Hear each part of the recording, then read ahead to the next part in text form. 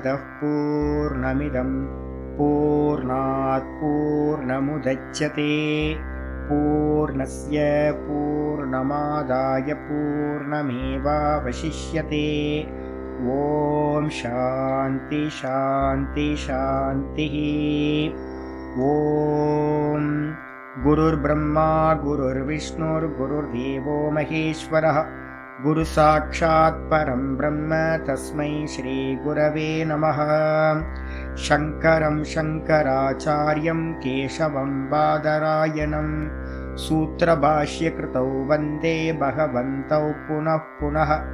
ईश्वरो गुरुरात्मेति मूर्तिभेदविभागिने व्योमवद्व्याप्तदेहाय दक्षिणामूर्तये नमः।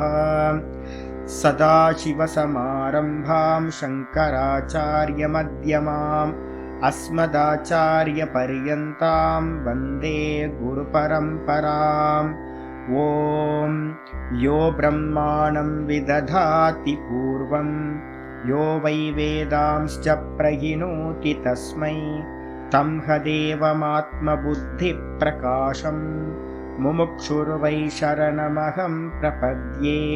ॐ शान्ति शान्ति शान्तिः। ॐ असतो मा सद्गमय तमसो मा ज्योतिर्गमय मृत्योर्मामृतं गमय। ॐ शान्ति शान्ति शान्तिः।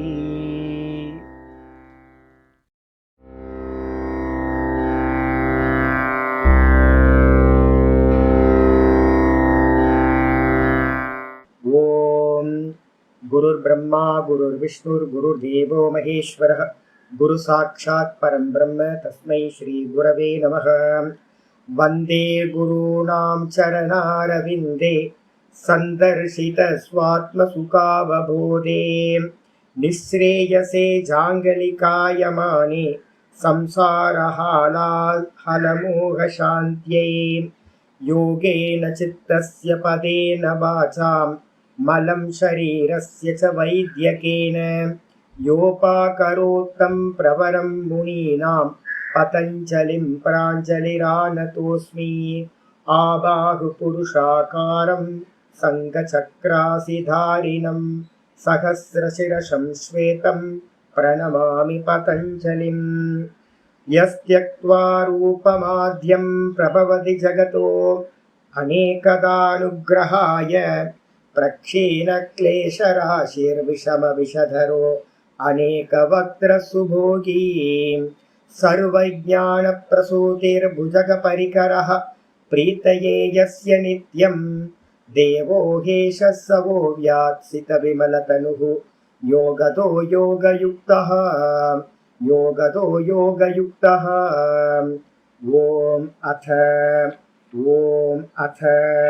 ॐ अथ योगानुशासनम्। अनुभूतविषया सम्प्रमोषः स्मृतिः अभ्यासवैराग्याभ्यां तन्निरोधः। तत्र स्थितो यत्नोऽभ्यासः स तु दीर्घकालनैरन्तर्यसत्कारासेवितो दृढभूमिः। நம்ம பார்த்துக்கிட்டு இருக்கிறது பதஞ்சலி யோக சூத்திரத்துல முதல் பாதம் சமாதி பாதம் பார்த்துக்கிட்டு இருக்கோம். இந்த சமாதி பாதத்துல என்ன சூத்திரம் பார்த்துட்டு இருக்கோம்? அபியாச வைராக்கியாபியாம் தன்னிரோதக. இந்த விற்த்திகளை பார்த்தீங்கன்னா நிரோதம் செய்யறதுக்கு 2 உபாயங்களை சாஸ்திரம் சொல்கின்றது. ஒரு உபாயம் எது அப்படின்னா அபியாசம், 2வது உபாயம் வைராக்கியம் அப்படின்னு சொல்லியாச்சு. இந்த அபியாசத்தை பத்தி சொல்லும் போது என்ன பண்ணிட்டு இருக்கு சூத்திரம் சொல்லியிருக்கு அப்படின்னா, அபியாசம்னா என்னப்பா அப்படின்னு கேட்டீங்கன்னா தத்திர ஸ்திதௌ யத்தனோ அபியாசக. இதெல்லாம் மனப்பாடம் பண்ணிக்கணும், கண்டஸ்தம் பண்ணணும். தத்திர ஸ்திதௌ யத்தனோ அபியாசக. தத்திர ஸ்திதௌ அப்படின்னா என்ன அர்த்தம்? அந்த பிரம்மத்தின் இடத்துல, பிரம்மத்தை விட்டுருங்க, ஆத்மா. வேதாந்த சாஸ்திரத்துல தான் பிரம்மம். இங்க ஆத்மா வெறும் இண்டிவிஜுவல் கான்சியஸ்னஸ். அந்த நான் சொல்லக்கூடிய அந்த நான்ல நிக்கிறதுக்கு எந்த முயற்சியானது பிரயத்தனமானது செய்யப்படுதோ, என்ன பிரயத்தனம் பண்ணுவோம்? நிக்கிறதுக்கான முயற்சி மெடிடேஷன். இல்லைன்னா ஒரு ஜபம், ஓங்கார ஜபம், இல்லை அப்படின்னா பிராணாயாம அபியாசம், இல்லை அப்படின்னா வந்து பார்த்தீங்கன்னா இது இல்லைன்னு நேத்தி பண்ணிக்கிட்டே போறது. இது மாதிரி ஏதாவது ஒரு அபியாசத்தை சமாதிய உத்தேசம் பண்ணி நம்ம எதெல்லாம் பண்றோமோ அனுஷ்டானம், அந்த அனுஷ்டானத்துல வந்து பார்த்தீங்கன்னா நல்லா நிக்கிறதுக்கு எந்த முயற்சி இருக்கோ, ஸ்திதவ் தத்தர ஸ்திதவ் அப்படின்னா ஏதாவது ஒன்றுத்துல தொடர்ந்து நிக்கிறதுக்காக நம்ம என்ன முயற்சி பண்றோமோ, எஃபோர்ட் போடுறோமோ, அந்த எஃபோர்ட்டுக்கு என்ன பேரு? பிரயத்தனத்துக்கு பேரு அபியாசம் அப்படின்னு பேரு. அப்ப நான்ல நிக்கிறதுக்கு எனக்கு வந்து பாத்தீங்கன்னா நிறைய முயற்சி தேவைப்படுது. தேகத்துல நிக்கிறதுக்குலாம் முயற்சி தேவையில்லை, நேச்சுரலா நம்ம நடந்துட்டு சென்ஸ் ஆர்கன்ஸ்ல போறதுக்கு, விஷயங்கள்ல போறதுக்கு வந்து பாத்தீங்கன்னா நேச்சுரலா இருக்கு. அதனாலதான் வந்து பாத்தீங்கன்னா பராஞ்சிகாணி வெதர்ண சுயம்பூகு பராங் பஷ்யத்தி நாந்தராத்மன். கட்டோபனிஷத்துல வந்து பாத்தீங்கன்னா யமதர்மராஜா சாதனையை பத்தி பேசும்போது 2வது சாப்டர்ல முதல் மந்திரமே இதான் வைக்கிறார். 2வது அத்தியாயம் கட்டோபனிஷத்துல சாதனா அத்தியாயம்னு பேரு. எல்லாம் யோக சாஸ்திரம் தான் அங்கேயும் சொல்லப்படுது. அங்க சொல்லும் போதே என்ன சொல்றாருன்னு கேட்டீங்கன்னா, நம்மளுடைய நேச்சராவே நம்மளது எல்லாமே வெளியிலேயே போயிட்டு இருக்கு விஷயங்களை நோக்கி. அப்போ யாருமே வந்து பாத்தீங்கன்னா உள்ளுக்குள்ள இருக்கிற ஆத்மாவை பாக்குறது இல்லை. ஏன்னா டிஃபால்ட்டாவே வந்து பாத்தீங்கன்னா எல்லாம் வெளியிலேயே போற மாதிரி படைச்சாச்சு. அப்ப நம்ம வெளியில போறதுக்கு யாருக்கும் சொல்லி கொடுக்கணும்னு அவசியம் இல்லை, யாருக்கும் பிரயத்தனம் பண்ணணும்னு அவசியமே இல்லை. விஷய சிந்தனை பண்றதுக்கு சென்ஸ் ஆர்கன்ஸ் வெளியில போறதுக்கு. அப்ப சென்ஸ் ஆர்கன்ஸ் வந்து பாத்தீங்கன்னா அந்தர்முகமா ஆகிறதுக்கும், இந்த மனசு வந்து பாத்தீங்கன்னா அந்தர்முகமா ஆகிறதுக்கும், இந்த நான்லயே அந்த கான்சியஸ்னஸ்லயே இந்த மனசை வந்து நிப்பாட்டுறதுக்கும் சமாதின்னு பேரு. தான்லயே நிக்கிறதுக்கு பேரு சொஸ்வரூப அவஸ்தானம். ததா திருஷ்டிக்கு சொரூபிய அவஸ்தானம் சொல்லியிருக்கோம்.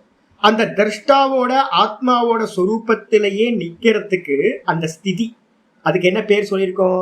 பிராமி ஸ்திதின்னு பேர். அதுக்கு பேர் வேதாந்தத்துல பிராமி ஸ்திதி. இந்த இடத்துல வந்து பாத்தீங்கன்னா சொஸ்வரூப அவஸ்தானம்.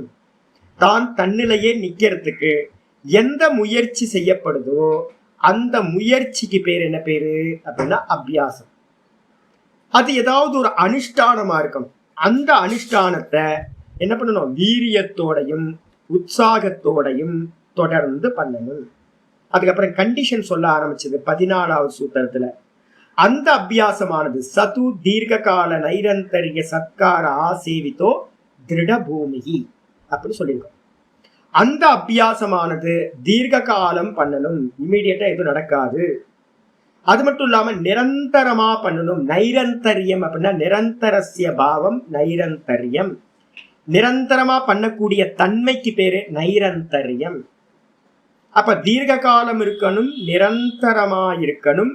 கூட வந்து பாத்தீங்கன்னா சத்காரம் அப்படின்னு சொல்றோம். சத்காரணம் என்ன சுவாமி அப்படின்னு கேட்டீங்கன்னா 4 விஷயங்களை வந்து பாத்தீங்கன்னா சத்காரம்ன்ற விஷயத்துல சொல்றோம்.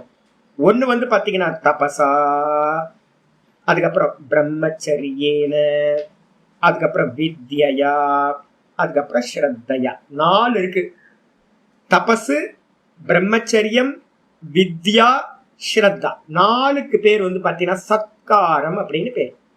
இந்த 4 விஷயங்களோடு சேர்ந்து தீர்க்க காலம் நிரந்தரம் ஒரு அபியாசத்தை நம்ம பண்றோம் அப்படின்னா அதுக்கு என்ன பேரு அப்படின்னா அது திருடபூமியா ஆயிடும், ரொம்ப ஸ்ட்ராங் ஆயிடும். எந்த காலத்திலே அது விச்சலித்தமாகவே ஆகாது, அசையாத அளவுக்கு ஸ்ட்ராங் ஆயிடும் அப்படின்னு சொல்லியிருக்கு. இதுல நம்ம என்ன பார்த்துட்டு இருக்கோம் அப்படின்னு கேட்டீங்கன்னா தபஸை பத்தி பார்த்துட்டு இருக்கோம். தபசந்தாபின்னு ஒரு தாத்துக்கு பேரே வந்து பாத்தீங்கன்னா நிறைய தாத்துக்கள் இருக்கு, ஒரு 3-4 தாத்துக்கள் இருக்கு. தப்பன்றதுக்கு அர்த்தம் வந்து பாத்தீங்கன்னா ஒரு தாத்து நம்ம எடுக்கிறது வந்து சந்தாபே ஒண்ணு. நேத்து வந்து பாத்தீங்கன்னா நான் சொன்னேன் காய கிளேஷம் அப்படின்னு. காயத்தை வந்து பாத்தீங்கன்னா கஷ்டப்படுத்துறது. கிளேஷம் பண்றதுன்னா என்ன அர்த்தம்? கஷ்டப்படுத்துறது. தேகத்தை வந்து பாத்தீங்கன்னா கஷ்டப்படுத்துறது, இந்திரியங்களை கஷ்டப்படுத்துறதுக்கு பேர் தபஸ்ன்னு பேரு. எங்கேயாவது வந்து பாத்தீங்கன்னா வெயில்ல வந்து பாத்தீங்கன்னா கிரிவலம் போறது, வெயில்ல வந்து பாத்தீங்கன்னா நல்லா கீழே வந்து தார் ரோடு வந்து பாத்தீங்கன்னா தகிக்கும். செப்பல் இல்லாம வந்து பாத்தீங்கன்னா கிரிவலம் 14 கிலோமீட்டர் போயிட்டு வந்தீங்க அப்படின்னா அது தபஸ். ஒத்த காலில் நிக்கிறது ரொம்ப கஷ்டம். ஒத்த காலில் வந்து பாத்தீங்கன்னா நிக்கிறது. காஷ்ட மௌனம், உடம்ப வந்து அசைக்காம 2 மணி நேரம் 3 மணி நேரம் 6 மணி நேரம் 5 மணி நேரம் உட்கார வச்சிங்க அப்படின்னா உடம்பு கஷ்டப்படுத்தும். நான் வந்து இப்போ 1 மணி நேரம் தபஸ் பண்ண முடியும். இப்போ உங்களால நான் இப்போ 1 மணி நேரம் வந்து பாத்தீங்கன்னா சுவாமி கிளாஸை வந்து முடிக்கிற வரைக்கும், பூர்ணமாக சொல்லி முடிக்கிற வரைக்கும் என்ன கால் வந்து பாத்தீங்கன்னா என்ன பெயின் ஆனாலும், ஜாயிண்ட் என்ன பெயின் ஆனாலும் நான் என்ன பண்ண போறேன், இந்த 1 மணி நேரத்துக்கு வந்து நான் பாத்தீங்கன்னா தபஸ் பண்ண போறேன் அப்படின்னு என்ன பண்றது, எதுவுமே அசைக்காம இருந்தீங்க அப்படின்னா அது தபஸ் ஆயிடுது. இந்திரியங்களுக்கு ஃபீடிங் பண்ணாம இருந்தா தபஸ் ஆயிடுது. இது மாதிரி தபஸ் வந்து பாத்தீங்கன்னா அநேக விஷயங்கள் வந்து பாத்தீங்கன்னா காய கிளேஷம் அப்படின்னு பேர். அதுக்கப்புறம் சந்தாபேன்னு ஒரு தாத்து. சந்தாபேன்றதுக்கு அர்த்தம் என்னது, தப சந்தாபே. சந்தாபம்ன்றதுக்கு அர்த்தம் டு ஃப்ரை, நல்லா ஃப்ரை பண்றது, வாட்டுதல்னு அர்த்தம். நல்ல சரீரத்தையும் இந்திரியத்தையும் ஃப்ரை பண்றதுக்கு பேர், வாட்டுறதுக்கு பேர் வந்து பாத்தீங்கன்னா தபஸ் அப்படின்னு பேர். எப்படி வாட்ட முடியும் அப்படின்னு கேட்டீங்கன்னா, இந்திரியங்களுக்கும் தேகத்துக்கும் சுகபோகங்களை கொடுக்காம வந்து பாத்தீங்கன்னா இருந்தீங்கன்னா அந்த இந்திரியம் வந்து பாத்தீங்கன்னா கத்தி கதற ஆரம்பிக்கும். ஐயோ எனக்கு இது கூட இது கூட இது கூடன்னு கொடுக்காம இருந்தீங்க அப்படின்னா அது தபசு, சந்தாபே அப்படின்னு. அதுக்கப்புறம் இன்னொரு தாத்து இருக்கு, தப தாகே அப்படின்னு ஒரு தாத்து. தப தாகே, தாகம் அப்படின்னா என்ன அர்த்தம், தகிக்கிறது நம்ம சொல்லுவோம் பாத்தீங்களா, நெருப்பு தகிக்குதுச்சு அப்படின்னு. தபஸ் பண்ண ஆரம்பிச்சா உடம்பு சுடும், ரொம்ப கொதிக்கும். 2 நாள் சாப்பிடாம 1 நாள் இருந்து பாருங்க, பாடியை தொட்டு பாருங்க, பாடி வந்து பாத்தீங்கன்னா அவ்வளவு ஹீட்டா ப்ரொடியூஸ் பண்ணும். நீங்க ஒரு 10 நாள் 15 நாள் விரதங்கள் ஏதாவது இருக்கு, சாந்திராயன விரதம், கிருச்சிர சாந்திராயன விரதம்லாம், அதெல்லாம் எடுத்தோம் அப்படின்னா உடம்பு வந்து பாத்தீங்கன்னா தகிக்க ஆரம்பிக்கும். இதெல்லாம் வந்து பாத்தீங்கன்னா என்னன்னு கேட்டீங்கன்னா தபதாகே அப்படின்னு அர்த்தம், தகிப்பதில் அப்படின்ற அர்த்தத்தை வச்சுக்கிட்டு தபஸ்ன்ற சப்தம் சொல்லப்படுது. அப்ப பிரதானம் என்னன்னு கேட்டீங்கன்னா தபஸ்ன்றதுக்கு அர்த்தம் வாட்டுதல், முடிஞ்சு போச்சு. இதுக்கப்புறம் தபஸ் வந்து பாத்தீங்கன்னா 3 விதமான தபஸ் வந்து பாத்தீங்கன்னா சொல்லப்படுது. தேகத்துக்கான தபஸ், அதுக்கப்புறம் வந்து பாத்தீங்கன்னா வாக்குக்கான தபஸ், மனசுக்கான தபஸ். இந்த 3 வந்து பாத்தீங்க அப்படின்னா சொல்லப்பட்டிருக்கு. இந்த தேகத்துக்கான தபஸ்ன்றது வந்து பாத்தீங்கன்னா ஒத்த காலில் நிக்கிறது, கிரிவலம் பிரதட்சிணம் போறது, மலை ஏறுறது. இந்த தேகத்துக்கு வந்து பாத்தீங்கன்னா கிருச்சிர சாந்திராயனாதி விரதங்கள் இருக்கு நிறைய. கிருச்சிர விரதம், சாந்திராயனாதி விரதம், நிறைய விரதங்கள் இருக்கு. இப்ப ஒரு கவலம் சாப்பிடுறது ஆரம்பிக்கிறது, ஒரு கவலம் வந்து பாத்தீங்கன்னா அமாவாசையில் ஆரம்பிக்கிறோம்னு வச்சுங்களேன். சாந்திராயன விரதத்துல 2 விதமான 3 விதமான 4 விதமான சாந்திராயன விரதங்கள் இருக்கு. சும்மா என்னைக்காவது இருந்து பாக்குறதா பாருங்க. சாந்திராயன விரதத்துல வந்து பாத்தீங்க அப்படின்னா மனுஸ்மிருதியில சொல்லும் போதே, ஆச்சாரியார் சங்கரபாஷ்யத்துல சொல்லும் போதே தபஸ்ன்னு எடுத்துக்கிட்டாவே அந்த தபஸ்ன்ற சப்தத்துக்கு அர்த்தம் கிருச்சிர சாந்திராயனாதி விரதம் அப்படிதான் போடுவார். பாஷ்யங்கள்ல இதுதான் இருக்கும் சங்கர பாஷ்யத்துல. கிருச்சிர சாந்திராயணம்னு அர்த்தம், கிருச்சிரம்னா கஷ்டம்னு அர்த்தம். சாந்திராயண ஆதி அப்படின்னா எத்தனை சாந்திராயண விரதங்கள் இருக்கு அப்படின்னு கேட்டீங்கன்னா, முதல் சாந்திராயணம் வந்து பாத்தீங்கன்னா அமாவாசையில ஆரம்பிச்சு அமாவாசையில முடிக்கிற விரதம் இருக்கு. அமாவாசையில ஆரம்பிக்கும் போது எத்தனை இருக்கும், 0.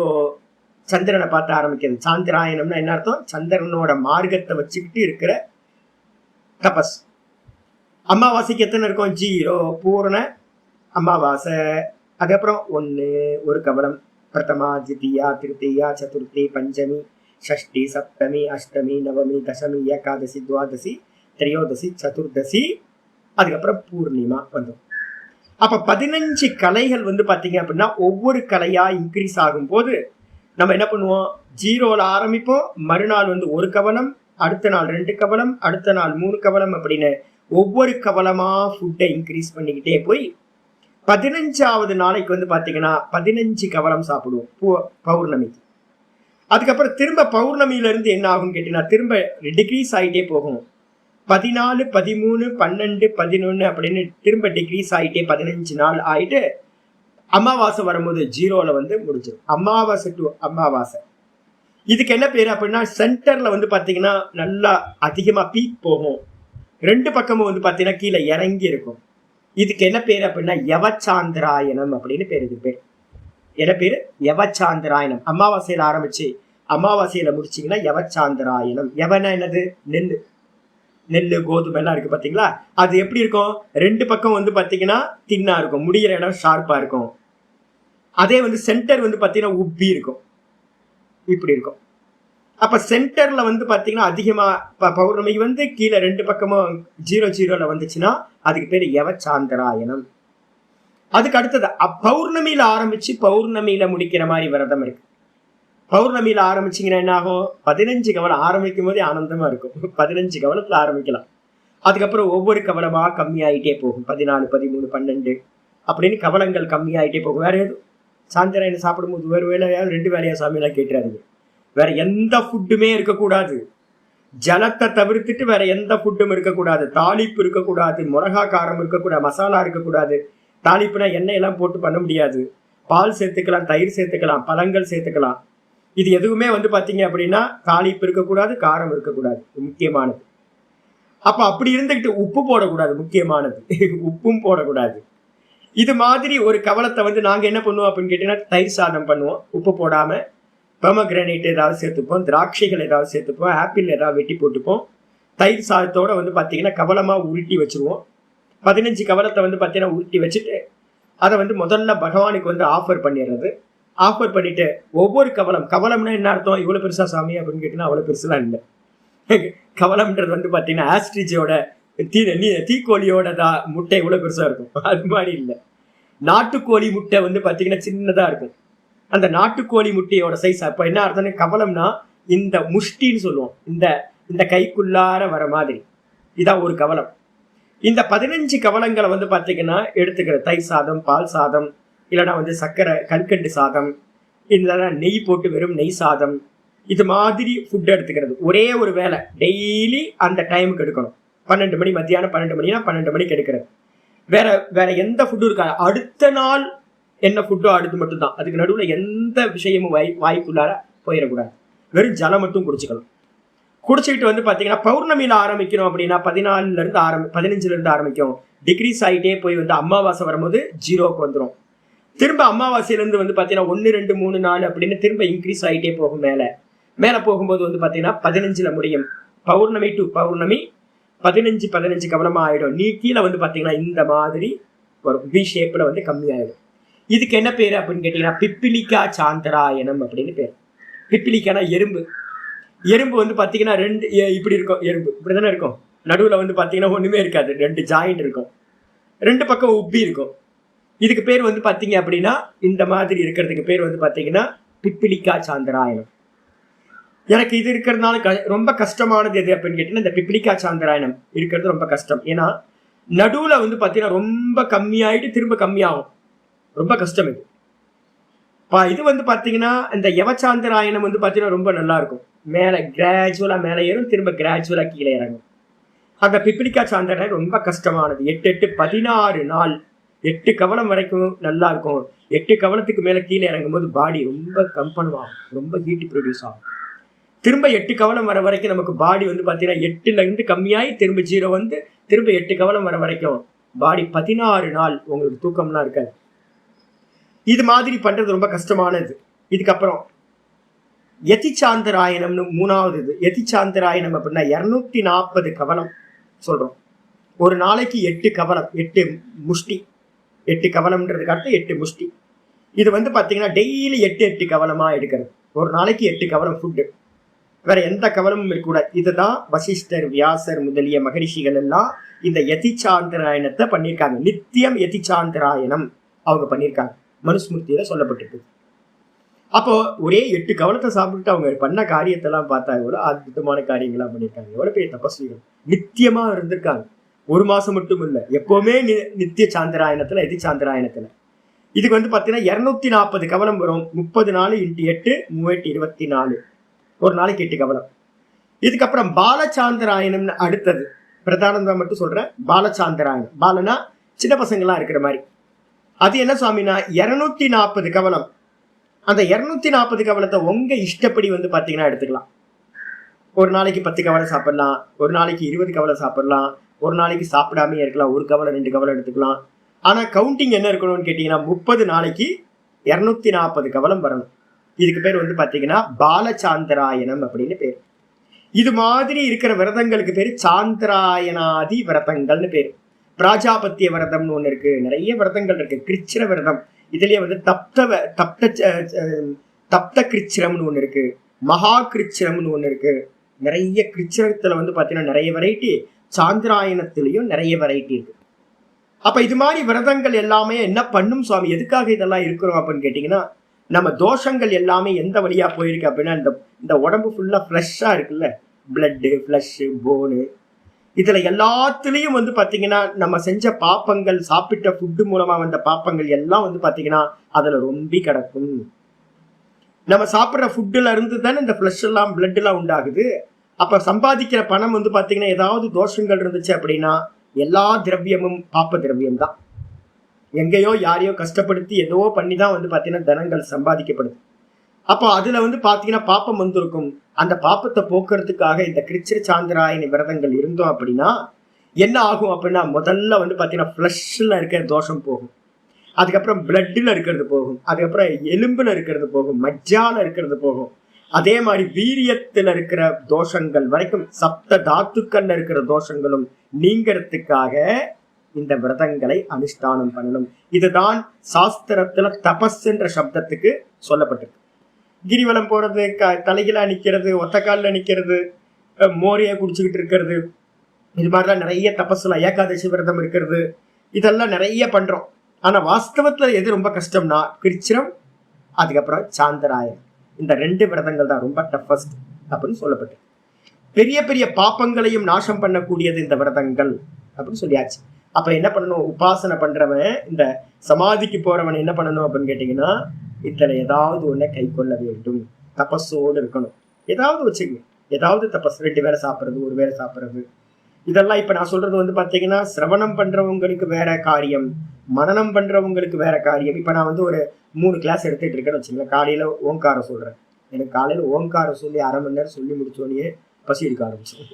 ஏன்னா அந்த அளவு கத்துறல நான் ஓம்னு சொல்ல 1/2 மணி நேரம் சொல்லும் போதே சாட்டராகினி வந்து பாத்தீங்கன்னா உள்ள இருக்கிறதெல்லாம் எல்லாம் எப்படா ஃபுட்டு குடுன்னு சொல்லிட்டு இருக்கோம் கீழே. இப்ப 1 மணி நேரம் நான் பேசுறேன், திரும்ப பேசுறேன், பேசும்போது எனர்ஜி தேவைப்படுது இல்ல. இது வந்து பாத்தீங்கன்னா சமாதி அபியாசத்துல போறவனுக்கு இருக்குமான்னு கேட்டீங்கன்னா, சமாதி அபியாசத்துல சர்வ கர்ம சந்நியாசம், சிரவணம் பண்ணி மனனம் பண்ணி நிதித்தியாசனத்துக்கு போறான். இந்த நிதித்தியாசனத்துலதான் இந்த சமாதி அபியாசம் வருது. சித்தப்பிரஜ்ஞ லட்சணம் நம்ம சொல்றோம்ல, அந்த சித்தப்பிரஜ்ஞ லட்சணத்துக்கு அந்த சமாதி தேவைப்படுது. அப்ப என்ன வேணும்னா எந்த வேலையும் இருக்கக்கூடாது. யுக்தாஹார விகாரஸ்ய யுக்த சேஷ்டஸ்ய கர்ம சுக்கித்தால பார்த்தோம்ல ஒரு ஸ்லோகம் நேத்து. அப்ப எல்லாம் அளவா இருக்கணும். அப்ப அளவா நடந்து அளவா பேசி எல்லாமே இருக்கும்போது அங்க பேசுறதுக்கு விஷயமே இருக்காது. மௌனி பவேத்துன்னு சொல்லியிருக்கு, மௌனமா இருந்துக்கோ அப்படின்னு சொல்லியிருக்கு. சமாதி அபியாசத்துல இருக்கிறவன் மௌனியாக இருக்கட்டும், பேசவே வேணாம். யோகஸ்ய பிரதமம் துவாரம் வாங் நிரோதோ அபரிக்கிரஹா. வேகச்சுடாமணியில வந்து பாத்தீங்கன்னா ஒரு ஸ்லோகம், முக்கியமான ஸ்லோகத்தை சங்கராச்சாரியார் சொல்றார். யோகம்னு சொல்லக்கூடிய சமாதிக்கு யாராவது ட்ரை பண்றீங்க அப்படின்னா, இப்ப சமாதிக்கெல்லாம் ட்ரை பண்ணாதீங்க, ஃபர்ஸ்ட் நாலேஜை கேதர் பண்ணுங்க. யாரு வந்து பாத்தீங்கன்னா அனுஷ்டானத்துல சமாதி அபியாசத்துல உட்கார்றானோ அந்த யோகம்னு சொல்லக்கூடிய சமாதி அபியாசத்துக்கு முதல் இது வந்து சாதனம் எதுப்பா அப்படின்னு கேட்டீங்கன்னா, ஆச்சாரியர் சொல்றாரு வாங் நிரோதோ, வாக்க வந்து பாத்தீங்கன்னா சைலண்ட் பண்றது.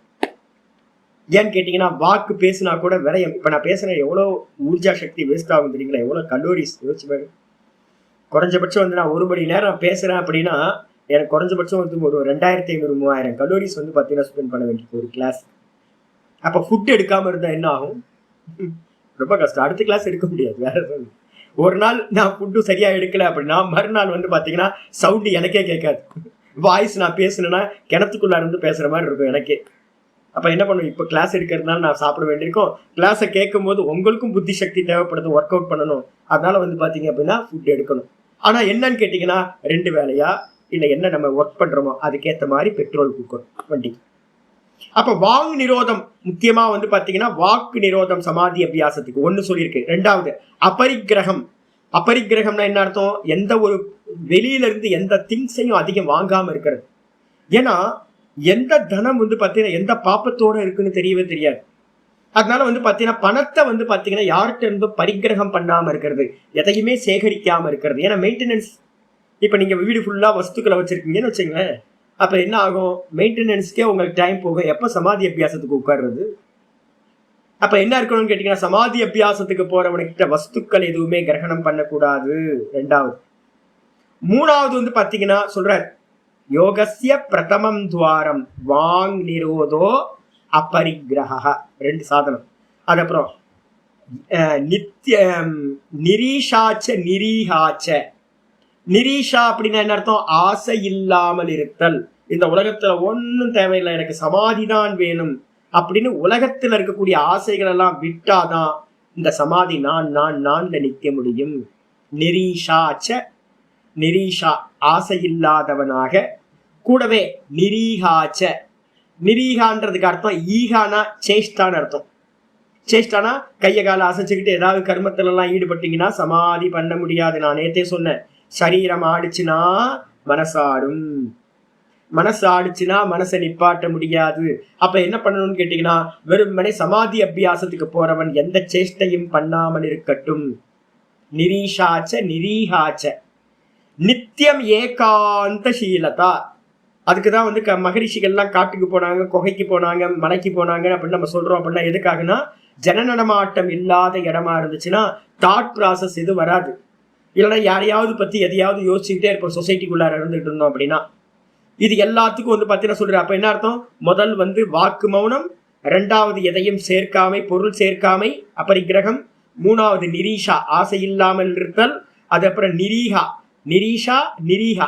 நிரீகான்றதுக்கு அர்த்தம் கர்மங்களை விட்டுட்டு இருக்கிறது, எல்லா கர்மங்களை விட்டு உப்பரத்தீரி பேரு வேதாந்தத்துல எல்லாத்தையும் ஷட் டவுன் பண்ணி நிக்கிறது. அதுக்கப்புறம் வந்து பாத்தீங்கன்னா நித்தியம் ஏகாந்த சீலதா, சதா ஏகாந்தத்திலே இருக்கிறது. மொத்தம் 5 சாதனைகள் அங்க சொல்லப்படும். இதுல வந்து ஆச்சாரியர் என்ன பண்றான்னு கேட்டீங்கன்னா, தபஸ்ன்றதுக்கு அர்த்தம் நம்ம என்ன பண்ணணும், தேகத்தை வந்து ஆட்டாம அசைக்காம கர்மங்கள் பண்ணாம இருந்தா தேகத்துல நடக்கிற தபஸ். கிருஷ்ண சாந்திராணி பண்ணோம் அப்படின்னா அது தபஸ். அப்புறம் வாக்குக்கு தபஸ் எதுப்பா அப்படின்னு கேட்டீங்கன்னா, சத்தியம் பேசுறது, உள்ளதை உள்ளபடி பேசுறது, எதுவோ ஸ்ட்ரைட் ஃபார்வேர்டா இருக்கிறது. நிறைய பேர் வந்து பாத்தீங்கன்னா, ஐயோ எனக்கு இப்ப நொந்து போக வேண்டியதா இருக்கு, பேசுறத வந்து பாத்தீங்கன்னா அப்படியே வேற மாதிரி பேசுறாங்க, பேசும்போதே எனக்கு தெரியாது பொய் பேசுறாங்க அப்படின்னு. அது மாதிரி பொய் பேசணும் அப்படின்னா வந்து பாத்தீங்கன்னா சத்தியத்துல நிக்க முடியாது. என்னன்னா, எவ்வளவு ஸ்ட்ரெயிட்டா இருக்கீங்களோ, மனசுல என்ன தோணுதோ, இன்னொருத்தரை ஸ்துதி பண்ணவே பண்ணாதீங்க தேவையில்லாம காரியம் சாதிக்கிறதுக்கு. இந்த உலகத்துல வந்து காரியம் சாதிக்கிறதுக்கு தான் வந்து பாத்தீங்கன்னா ஒண்ணு வேற ஒண்ணா மாத்தி மாத்தி ஒருத்தரை ஸ்துதி பண்ணி ஏதாவது பண்ண வேண்டியிருக்கு.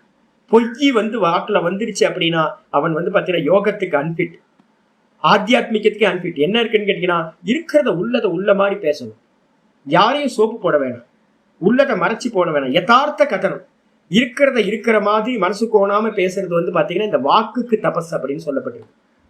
அதுக்கப்புறம் மூணாவது வந்து மனசுக்கு தபஸ் என்ன அப்படின்னு கேட்டீங்கன்னா, மனோமௌனம் தான் வந்து பாத்தீங்கன்னா மனசுக்கு தபஸ். சாஸ்திர சிந்தனம், சாஸ்திரத்தை சிந்திக்கிறது, அதே நேரத்துல வந்து வேதாந்த விசாரம் பண்றது, இல்லைன்னா ஏக்க தத்துவ அபியாசம், ஏதாவது ஒரு தத்துவத்தை தொடர்ந்து சிந்திக்கிறது, இல்லைனா எந்த சிந்தனையும் இல்லாம இருக்கிறது. இதுதான் மனசுக்கு வந்து பாத்தீங்கன்னா மௌனம், மனோமௌனம். மனோமௌனம் தபசு. அதே மாதிரி மனசுல ஏதாவது ஒரே தாட் ராம் ராம் ராம் ராம் ராம் சொல்லிட்டு இருந்தீங்கன்னா அதுக்கு அது வந்து பாத்தீங்கன்னா மனசுக்குள்ளார மனோஜபம் பண்ணிட்டு இருந்தீங்கன்னா அதுவும் தபசு. இல்லைன்னா வேதாந்த விசாரத்தை உள்ளுக்குள்ளார மனனம் பண்ணிட்டு இருந்தீங்கன்னா அதுவும் தபசு. இந்த மூணும் மனசுக்கான தபஸ். இந்த மனசுக்கான தபஸோடு கூடி இருக்கிறவனா வாக்கு, வாக்கு காயம், காயம் வாக்கு மனசு, இந்த மூணுத்துலையும் தபஸ் சொல்லப்பட்டிருக்கு. இதோடு சேர்ந்து முதல் சத்காரத்துல 1 வந்தாச்சு. 2வது சொல்ல வருது என்னன்னு கேட்டீங்கன்னா, பிரம்மச்சரியேன பின்னாடி வரப்போகுது. பிரம்மச்சரிய பிரதிஷ்டாயாம் வீரிய லாபகா அப்படின்னு ஒரு சூத்திரம் பின்னாடி வரப்போகுது. 2வது பாதத்துல சொல்ல போறோம். யம நியம ஆசன பிராணாயாமத்துல வந்து அஷ்டாங்க யோகத்துல வந்து பாத்தீங்கன்னா பிரம்மச்சரியம்னு ஒண்ணு சொல்லப்பட்டிருக்கு. அந்த பிரம்மச்சரியத்துல வந்து பாத்தீங்கன்னா நிக்கணும். பிரம்மச்சரியத்துல நிக்கணும்னா யாரு? கிரகஸ்தர்களுக்கு பிரம்மச்சரியம் வேற, சன்னியாசி வானப்பிரஸ்தர்களுக்கு பிரம்மச்சரியம். பிரம்மச்சாரி, வானப்பிரஸ்தன், அது அப்புறம் சன்னியாசி, இவங்க எல்லாத்துக்கும் 3 பேருக்கும் பிரம்மச்சரியம் வேற. கிரகஸ்தர்கள் வந்து பாத்தீங்கன்னா பிரம்மச்சரியம் வேற சொல்லியிருக்கு. பிரம்மச்சரியம்னா என்ன அர்த்தம் அப்படின்னு கேட்டீங்கன்னா, மொத்தம் நம்ம சொல்றோம் என்னன்னு கேட்டீங்கன்னா, அஷ்டவித மைத்துன வரிஜிதம் பிரம்மச்சரியம். லட்சணம் எழுதும்போதே எழுதிங்க. அஷ்டவிதமான மைத்துன வரிஜிதம். லட்சணம் வந்து பாத்தீங்கன்னா இதுதான். பிரம்மச்சரியம்னு 78 பேஜ் இருக்கு பாருங்க. ஸ்மரணம் கீர்த்தனம் கேலிஹி, நம்ம இதுல 79. ஸ்மரணம் கீர்த்தனம் கேலிஹி பிரேக்ஷணம் குஹ்ய பாஷணம் சங்கல்போ அத்யவசாயஸ்ச கிரியா நிஷ்பத்திரேவச அப்படின்னு ஒரு ஸ்லோகம் இருக்கு. பிரம்மச்சரியம்னா என்ன சுவாமி அப்படின்னு கேட்டீங்கன்னா, ஃபர்ஸ்ட் எடுத்தோன்னா கிரகஸ்தர்களுக்கு விட்டுருங்க. கிரகஸ்தர்களுக்கு வந்து பாத்தீங்க அப்படின்னா கிரகஸ்தாசிரமே நல்லா எடுத்துங்க. கிரகஸ்தாசிரமம் ஸ்திரீகளுக்கு வந்து பாத்தீங்க அப்படின்னா மெனோபாஸ் டைம் வரைக்கும் தான் வந்து சம்போகத்துக்கு ரைட்ஸ் கொடுத்துருக்கு. 45 வயசு அவ்வளவுதான் ஸ்திரீகளுக்கு வந்து பாத்தீங்கன்னா சம்போகத்துக்கான சமயம். அதுக்கு மேல வந்து பாத்தீங்கன்னா சம்போகம் ஸ்திரீகளுக்கு வரிஜிதம். அதே மாதிரி புருஷர்களுக்கு வந்து பாத்தீங்கன்னா 45ல இருந்து 50 வயசு வரைக்கும் வச்சுங்க. ஸ்திரீக்கு 45 வயசுனா புருஷர்களுக்கு வந்து பாத்தீங்கன்னா 5 வயசு எக்ஸ்ட்ரா வச்சுங்க, 50 வயசு. இது வரைக்கும் தான் வந்து பாத்தீங்கன்னா கணவனும் மனைவியும் சம்போகம் செய்ய முடியும்.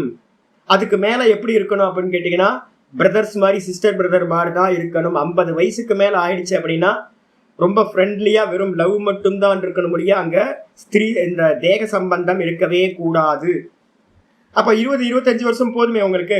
பிரஜா உற்பத்திக்கு என்ன உண்டோ அதுக்காக மட்டுமே வந்து பாத்தீங்கன்னா கூடுதல். இதான் வந்து ரிஷிமார்கள் பண்ணியிருக்காங்க. அப்போ பிரம்மச்சரியம் கிரகஸ்தர்களுக்கு வேறையா இருக்கு. ஆனா வந்து பாத்தீங்கன்னா பிரம்மச்சாரிக்கோ இல்ல வானப்பிரஸ்தத்துல இருக்கிறவனுக்கோ இல்ல வந்து பாத்தீங்கன்னா சன்னியாசிக்கோ எத்தனைன்னா 8 வித மைத்துனங்கள்னு சொல்றது. எதெல்லாம்? ஸ்மரணம். ஒரு சன்னியாசியோ இல்ல வந்து ஒரு வானப்பிரஸ்தத்துல இருக்கிறவனோ இல்ல பிரம்மச்சாரியோ என்ன பண்ணக்கூடாதுன்னா ஸ்திரீகளை வந்து பாத்தீங்கன்னா பரஸ்திரீகளை மனசுல வந்து என்ஜாய் பண்ணக்கூடாது, மனோராஜ்யம் பண்ணக்கூடாது. கனவு காண்றது நம்ம சொல்லுவோம்ல, எதெல்லாம் வெளியில பண்ண முடியாதோ அதெல்லாத்தையும் இந்த மனசு என்ன பண்ணும், மனசுக்குள்ளார வந்து கல்பனை பண்ணிக்கிட்டே இருக்கும். அதுக்கு பேர் ஸ்மரணம்னு பேர். பெண்களை நினைத்தல். அதுக்கு அடுத்தது வந்து பாத்தீங்கன்னா கீர்த்தனம். நிறைய பேரை பார்த்துருக்கேன், ஸ்திரீகளை வந்து பாத்தீங்கன்னா ஸ்துதி பண்ணிக்கிட்டே இருக்கிறது. ஸ்திரீகளை வந்து பாத்தீங்கன்னா நீங்க ரொம்ப நல்லா இருக்கீங்கன்னு அவங்க அழகெல்லாம் பத்தி, நீங்க ரொம்ப நல்லா இருக்கேன், இன்னைக்கு சாரி என்னது ரொம்ப அற்புதமா இருக்கேன், எங்க இப்படி வாங்கினீங்க இந்த சாரி, உங்க கம்மல் நல்லா இருக்கு, உங்க மூக்குத்தி நல்லா இருக்கு, என்ன வந்து ஃபேஸ் மாஸ்க் என்ன போடுறீங்க, நீங்க ஃபேஸ் வந்து இவ்வளவு க்ளோவா இருக்கு, எப்படி இருக்கு, உங்க பொட்டு என்ன மாத்தி வச்சிருக்கீங்களா, நீங்க இதெல்லாம் கவனிக்கிறது நிறைய பேர் நான் பார்த்துக்கேன். எல்லாம் சினிமாவோட உபயம் தான். அப்ப என்னன்னு கேட்டீங்கன்னா ஸ்திரீகளை வந்து பாத்தீங்கன்னா பிரைஸ் பண்றது. ஸ்திரீகளோட பெரிய வீக்னஸ் இது. யாராவது ஸ்திரீகள்கிட்ட வந்து பாத்தீங்கன்னா இது மாதிரி பேசினாங்கன்னு வச்சுங்க, ஸ்துதி பண்ணாங்க போதும். அப்படியா நான் அழகா இருக்கேனா, முடிஞ்சு போச்சு, ஸ்திரீகள் காலி. அப்ப வந்து பாத்தீங்கன்னா ஸ்திரீகளை வந்து பாத்தீங்கன்னா ஸ்துதி பண்றது, கீர்த்தனம் பண்றதும் மைத்துனத்துல வந்துருது. அதுக்கப்புறம் 3வது கேலி. இப்ப எங்க பார்த்தாலும் வந்து பாத்தீங்கன்னா அதான் பெண்களோட வந்து பாத்தீங்கன்னா அந்நிய பெண்களோட வந்து மனைவி இல்லாத மற்ற பெண்களோடு வந்து பாத்தீங்கன்னா கேலி கிண்டல்லாம் பண்ணிக்கிட்டு சிரிச்சு விளையாண்டுட்டு இருக்கிறது இருக்கு பாத்தீங்களா, இதெல்லாம் மைத்துனத்துல வந்துருது 3வது. அதுக்கப்புறம் பிரேக்ஷணம். பிரேக்ஷணம் அப்படின்னா என்னது, பெண்களை வந்து பாத்தீங்கன்னா ரோட்ல போகும்போது சொல்றோம்ல உத்து பாக்குறது, பார்த்துக்கிட்டே இருக்கிறது. யாராவது பெண் போனா வந்து பாத்தீங்கன்னா இந்த கார்னர் இருந்து அந்த கார்னர் வரைக்கும் வந்து பாத்தீங்கன்னா கண்ணாலேயே எல்லாத்தையும் பண்றது, பார்வையாலேயே எல்லாத்தையும் பண்றது. அப்ப அது வந்து பாத்தீங்கன்னா பிரேக்ஷணம் சொல்லக்கூடியது மிக மகா தப்பு. ஆனா இப்ப வந்து பாத்தீங்கன்னா எல்லா இடத்துலயும் அதான் நடந்துகிட்டு இருக்கு, பிரேக்ஷணம். அதுக்கு அடுத்தது வந்து பாத்தீங்கன்னா குஹ்ய பாஷணம். குஹ்ய பாஷணம்னா ஸ்திரீயோட வந்து பாத்தீங்கன்னா தனிச்சு இருந்து எங்கேயாவது பரஸ்திரீகளோட வேறு வேறு ஸ்திரீகளோட வந்து பாத்தீங்கன்னா மனைவியை தவிர்த்து மற்றவங்க எல்லாத்துட்டையும் தனியா இருந்து பேசுறது. இவங்களுக்கு வந்து பாத்தீங்கன்னா பிரம்மச்சாரிக்கும் கிரகஸ்தனுக்கும் அதே மாதிரி சன்னியாசிக்கும் வந்து பாத்தீங்கன்னா பெண்களோட தனிச்சு இருந்து பேசவே கூடாதுன்னு வச்சிருக்கு. பொது இடத்துல பேசிக்கலாம், தனிச்சிருந்து பேசவே கூடாது அப்படின்னு விதியாவே வச்சிருக்கு. அதுக்கு அடுத்தது வந்து பாத்தீங்கன்னா சங்கல்போ. அவன் நல்லா இருக்கான்ல, அந்த ஸ்திரீ ரொம்ப அழகா இருக்கான்ல அப்படின்னு மனசுக்குள்ளார வந்து பாத்தீங்கன்னா சங்கல்பம் பண்றது. மனசுக்குள்ளார வந்து பாத்தீங்கன்னா அவரோட ஒவ்வொரு நல்ல பொண்ணு இல்ல, இது நல்ல பொண்ணா இருக்காள், எப்படி இருக்கா, இவ்வளவு தேவமங்கை மாதிரி இருக்காளு, திலோத்தமா மாதிரி இருக்கா, ரம்பா மாதிரி இருக்கா, ஊர்வசி மாதிரி இருக்கா அப்படின்னு உள்ளுக்குள்ளார வந்து பாத்தீங்கன்னா அந்த பெண்ணை பத்தி சங்கல்பம் பண்றது, நிச்சயம் பண்றது. அதுக்கு அடுத்தது வந்து பாத்தீங்க அப்படின்னா அத்தியவசாயம். அத்தியவசாயம்னா நிச்சயம் செய்தல். சங்கல்பம்னா அவளை பத்தின அபிப்பிராயம். அதுக்கப்புறம் அத்தியவசாயம்னா நிச்சயம் பண்றது, எனக்கு அந்த பொண்ணு வேணும், அந்த பொண்ணோட நான் சம்போகம் பண்ணணும் அப்படின்னு வந்து பாத்தீங்கன்னா மனசுக்குள்ளார பிக்ஸ் பண்றதுக்கு பேர் வந்து பாத்தீங்கன்னா அத்தியவசாயம். அதுக்கப்புறம் கடைசி தான் வந்து பாத்தீங்கன்னா கிரியா நிஷ்பத்திரேவச்ச. அந்த கிரியா நிஷ்பத்தின்றது தான் வந்து பாத்தீங்கன்னா லாஸ்டா நடக்கிறது சம்போகம். அப்ப மொத்தம் வந்து பாத்தீங்கன்னா 8 விதமான மைத்துனங்கள். இந்த ஸ்லோகம் வந்து பாத்தீங்கன்னா ரொம்ப பிரசித்தமானது சாஸ்திரங்கள்ல, அதனாலதான் உங்களுக்கு நான் கொடுத்திருக்கேன். இந்த 8 விதமான விஷயங்கள்ல எது பண்ணினாலும் அது வந்து பாத்தீங்கன்னா பிரம்மச்சரியம் ஆகாது. இதை 8த்தையும் வர்ஜனம் பண்ணணும். இந்த 8த்தையும் நீக்கிட்டு எது இருக்கப்படுதோ அதுக்கு பேர் தான் பிரம்மச்சரியம். சுவாமி நாங்க கிரகஸ்தர்களா இருக்கோம், என்ன பண்ணலாம் சுவாமி அப்படின்னு கேட்டீங்க அப்படின்னா, ஆச்சாரியர் வந்து பாத்தீங்கன்னா நம்ம இந்த இதை எடுத்துங்க, பிரஷ்ன உபனிஷத்துல வந்து பாத்தீங்க அப்படின்னா முதல் பிரஷ்னத்திலேயே வந்து பாத்தீங்கன்னா இந்த விஷயம் வந்து சர்ச்சைக்கு வருது. ஏன் பிரம்மச்சரியத்தை வந்து பாத்தீங்கன்னா அதிகமா பெரியவங்க சொல்றாங்க அப்படின்னு கேட்டீங்கன்னா, சன்னியாசிகளுக்கு பேர் என்ன சொல்லியிருக்கிற, இந்த ஞானி புருஷர்களுக்கு எல்லாம் ஊர்த்துவரேதஸ் அப்படின்னு பேர். என்ன பேரு? ஸ்திரீகள் புருஷர்கள் எல்லாத்துக்குமே தான். நம்ம என்ன புருஷர்களுக்கு சொல்றோமோ அது எல்லாத்தையும் நீங்களும் ஃபீமேலுக்கும் நீங்க அப்ளை பண்ணிடுங்க. ஊர்த்வரேத்தஸ் அப்படின்னு பேர். ஊர்த்வரேத்தஸ்னா என்ன அர்த்தம்? வீரியம் மேல் நோக்கி செல்லுதல் அப்படின்னு அர்த்தம். மேல் நோக்கி செல்லுதல்னா என்ன அர்த்தம்? எப்பவுமே நமக்கு வந்து வீரியம் எப்படி இருக்கு? வீரியம் வந்து பாத்தீங்கன்னா கீழே தானே இருக்கு, தொப்புளுக்கு கீழே தான் இருக்கு. இதுதான் வந்து பாத்தீங்கன்னா சுக்லம் சோனித்தம் ரெண்டு பேருக்கு சொல்றோம்ல. ஆண்கள் இடத்துல வந்து அதுக்கு பேரு சுக்லம் அப்படின்னு பேரு, பெண்கள் இடத்துல வந்து பாத்தீங்கன்னா அதுக்கு பேரு சோனிதம் அப்படின்னு பேரு, சுக்ல சோனிதம். இது எத்தனாவது தாத்து அப்படின்னு கேட்டீங்கன்னா, நம்ம சாப்பிடுற ஃபுட்டும் நம்ம சாப்பிடுற குடிக்கிற தண்ணியும் இந்த ரெண்டும் தான் வந்து பாத்தீங்கன்னா சுக்ல சோனிதமா மாறுது. 7வது அஷ்டம தாத்துன்னு சொல்லுவோம், 8வது தாத்துன்னு சொல்லுவோம். நம்மளோட ஹோல் எனர்ஜி, இந்த பாடியில நம்ம சாப்பிடுறது குடிக்கிற தண்ணி எல்லாத்தோட லாஸ்ட் ஃபார்ம் எது அப்படின்னு கேட்டீங்கன்னா இதுதான். சாப்பிடுற சாப்பாடு என்னெல்லாம் ஆகுது? முதல் பார்ட் வந்து பாத்தீங்கன்னா மலமா போயிடும், ஃபர்ஸ்ட் பார்ட். 2வது பார்ட் என்னவாகும்? ஃப்ளஷா ஆகும். 3வது பார்ட் என்ன ஆகும் அப்படின்னு கேட்டீங்கன்னா பிளட், அந்த எலும்பு ஆகும். எலும்புக்கு அடுத்தது வந்து பாத்தீங்கன்னா எலும்புக்குள்ளார இருக்கிற மஜ்ஜை ஆகும். இதுக்கு நடுவில் ஒன்று விட்டுட்டுமே, இந்த ஸ்கின்னை போத்தி இருக்கிற மேல இருந்து ஆரம்பிக்கணும்ல, இந்த ஸ்கின் சர்மம். இதுக்கு பேர் மேல இருக்கிறதுக்கு பேரு தொக்குன்னு பேரு. முதல் தாத்துல இருந்து எழுதிங்க. முதல்ல இருக்கிறது தொக்கு, மேல இருக்குல்ல, மேல இருக்கிற ஸ்கின். இந்த ஸ்கின் வந்து என்னைக்காவது வந்து பாத்தீங்கன்னா எங்கேயாவது ஒராஞ்சி போச்சுன்னா உள்ளுக்குள்ளார ஒயிட் கலர்ல தெரியுங்களா? ஸ்கின்னுக்குள்ளாரையே இன்னர் ஸ்கின் இருக்குல்ல, அதுக்கு பேரு சருமம்னு பேரு. மேல இருக்கிறது தொக்கு, தோல். தோலுக்கு கீழே இருக்கிறது வந்து என்னன்னு கேட்டீங்கன்னா ஸ்கின்னுக்கு பேர் வந்து சருமம்னு பேர். 2வது சருமம். 3வது தான் வந்து பாத்தீங்கன்னா ஃபிளஷ். 4வது அந்த ஃபிளஷுக்கு நடுவுல என்னெல்லாம் ஓடுதுன்னா நாடி நரம்புகள் ஓடுதா, அதெல்லாம் வந்து ஸ்னாவான்னு பேரு. அதுக்கு பேரு ஸ்னாவா. தொக்கு, சர்ம, மாம்ச, ஸ்னாவா. இதுக்கு அடுத்தது வந்து பாத்தீங்க அப்படின்னா என்னது? ஃபிளஷுக்கு அப்புறம் கீழே வந்து ருதிர, ரத்தம் ஓடும் உள்ளுக்குள்ளார. அதுக்கும் கீழே வந்து பாத்தீங்கன்னா உள்ளுக்குள்ளார போன் இருக்கும், அஸ்தின்னு பேரு. போனுக்கு பேரு அஸ்தின்னு பேரு. இந்த போனுக்குள்ளார வந்து பாத்தீங்கன்னா தைலம், நம்ம எப்படி இந்த அமர்தாஞ்சன் ஒயிட் கலர்ல எப்படி பாட்டிலுக்குள்ளார இருக்கோ அதே மாதிரி போனுக்குள்ளார வந்து பாத்தீங்கன்னா இருக்கிறதுக்கு பேர் மஜ்ஜான்னு பேரு. மஜ்ஜான்னு வந்து பாத்தீங்கன்னா கொழுப்பு, அது ஒரு ஃபேட். அது அந்த மஜ்ஜையில இருந்து உண்டாகிறது, அது மெல்ட் ஆச்சு அப்படின்னா அதோட எசன்ஸா எது உண்டாகுதோ அதுதான் வந்து பாத்தீங்கன்னா வீரியம் அப்படின்னு பேரு. தொச்சர்ம மாம்ச ஸ்னாவா ருதிர அஸ்தி மஜ்ஜா, 7 தாத்துக்கள் வந்துருச்சு. 7க்கு அப்புறம் இது எல்லாத்தோட அந்திம சாரம் எதுவோ அதுக்கு பேரு தான் வீரியம். அதே மாதிரி ஸ்திரீகள் இடத்துல இதே தான் நடக்கும். ஆனா அவங்களோட லாஸ்ட் தாத்துக்கு 8வது தாத்துக்கு என்ன பேரு? சோனிதம் அப்படின்னு பேரு. அதனாலதான் நம்ம இதை சொல்றோம்ல, என்ன அந்த அமர்தாஞ்சன் மாதிரி நான் சொல்றேன் பாத்தீங்கன்னா மஜ்ஜா, அதேதான். அதோட இதுதான் வேற ஒரு ஃபார்ம் வந்து பாத்தீங்கன்னா வீரியத்திலையும் சுக்ல சோனிதத்துல இருக்கு. அப்ப என்னன்னு கேட்டீங்கன்னா நம்மளோட சாரம் எது அப்படின்னு கேட்டீங்கன்னா வீரியமும் சுக்ல சோனிதம் தான் நம்மளோட எசன்ஸ். நம்மளோட கசைக்கு பிழிச்சு கிரஷ் பண்ணி எடுத்தோம்னா கடைசியா வீரியத்துக்கு வந்துருவோம். அப்ப அந்த வீரியத்தை வந்து பாத்தீங்கன்னா யாரு பாதுகாக்கிறாங்களோ அவங்களுக்கு வந்து பாத்தீங்கன்னா என்ன சுவாமி ஆகும்? பிரம்மச்சரிய பிரதிஷ்டாயாம் வீரிய லாபஹா வந்திருக்கு. பிரம்மச்சரிய பிரதிஷ்டையை நீங்க அடைஞ்சிங்கன்னா உங்களுக்குள்ளார ஒரு வீரியம் உண்டாகும். வீரிய சப்தம் எங்க இருக்கு? இப்பதான் நம்ம பார்த்தோம். அபியாசம் பண்ணும் போது எந்த சாதனம் பண்றோமோ அந்த சாதன அனுஷ்டானம் வீரியத்தோட உற்சாகத்தோட இருக்கணும் சொல்றோமா? நான் ஒரு ஆளை பார்க்கும் போதே நான் எனக்கு கண்டுபிடிச்சிருவோம். நானே என்னோட ஆச்சாரியர்லாம் சொல்லி கொடுத்திருக்காரு. ஒரு காரியத்தை வந்து எடுத்த காரியத்தை ஒருத்தரால முடிக்க முடிஞ்சா நான் நினைச்சுப்பேன், ஒரு காரியத்தை என்ன கஷ்டம் வந்தாலும் சரி அவன் வீரையா அப்படின்னு நம்ம சொல்லுவோம்ல. யுத்த பூமியில வந்து பாத்தீங்கன்னா பின்னாடி ஓடாம முன்னாடியே ஃபேஸ் பண்ணி நிக்கிற, செத்தாலும் பரவாயில்லன்னு முன்னாடி நிக்கிறது, அவனை தானே நம்ம வீரன் சொல்றோம். அந்த வீரத்தன்மைக்கு என்ன காரணம்னு கேட்டீங்கன்னா ஒருத்தன்ட்ட வீரியம் இருந்தாதான் வீரனா இருக்க முடியும். ஒருத்தன் வீரனா இருந்தாதான் வந்து பாத்தீங்கன்னா ஃப்ரண்ட் நோக்கி போக முடியும், பேக்ல போகாம ஃப்ரண்ட்ல போக முடியும். அப்போ வீரியம் வந்து பாத்தீங்கன்னா ரொம்ப உற்சாகத்தை கொடுக்கறது. வீரியம் வந்து பாத்தீங்கன்னா என்ன ஆனாலும் பார்த்துருவோம் ஒரு கை அப்படின்னு ஒரு தைரியத்தை கொடுக்கும். பண்ற காரியத்துல வந்து ரொம்ப எஃபர்ட்டா வந்து காரியம் பண்ண முடியும். ஏன்னா நம்மளோட சாரம் அது.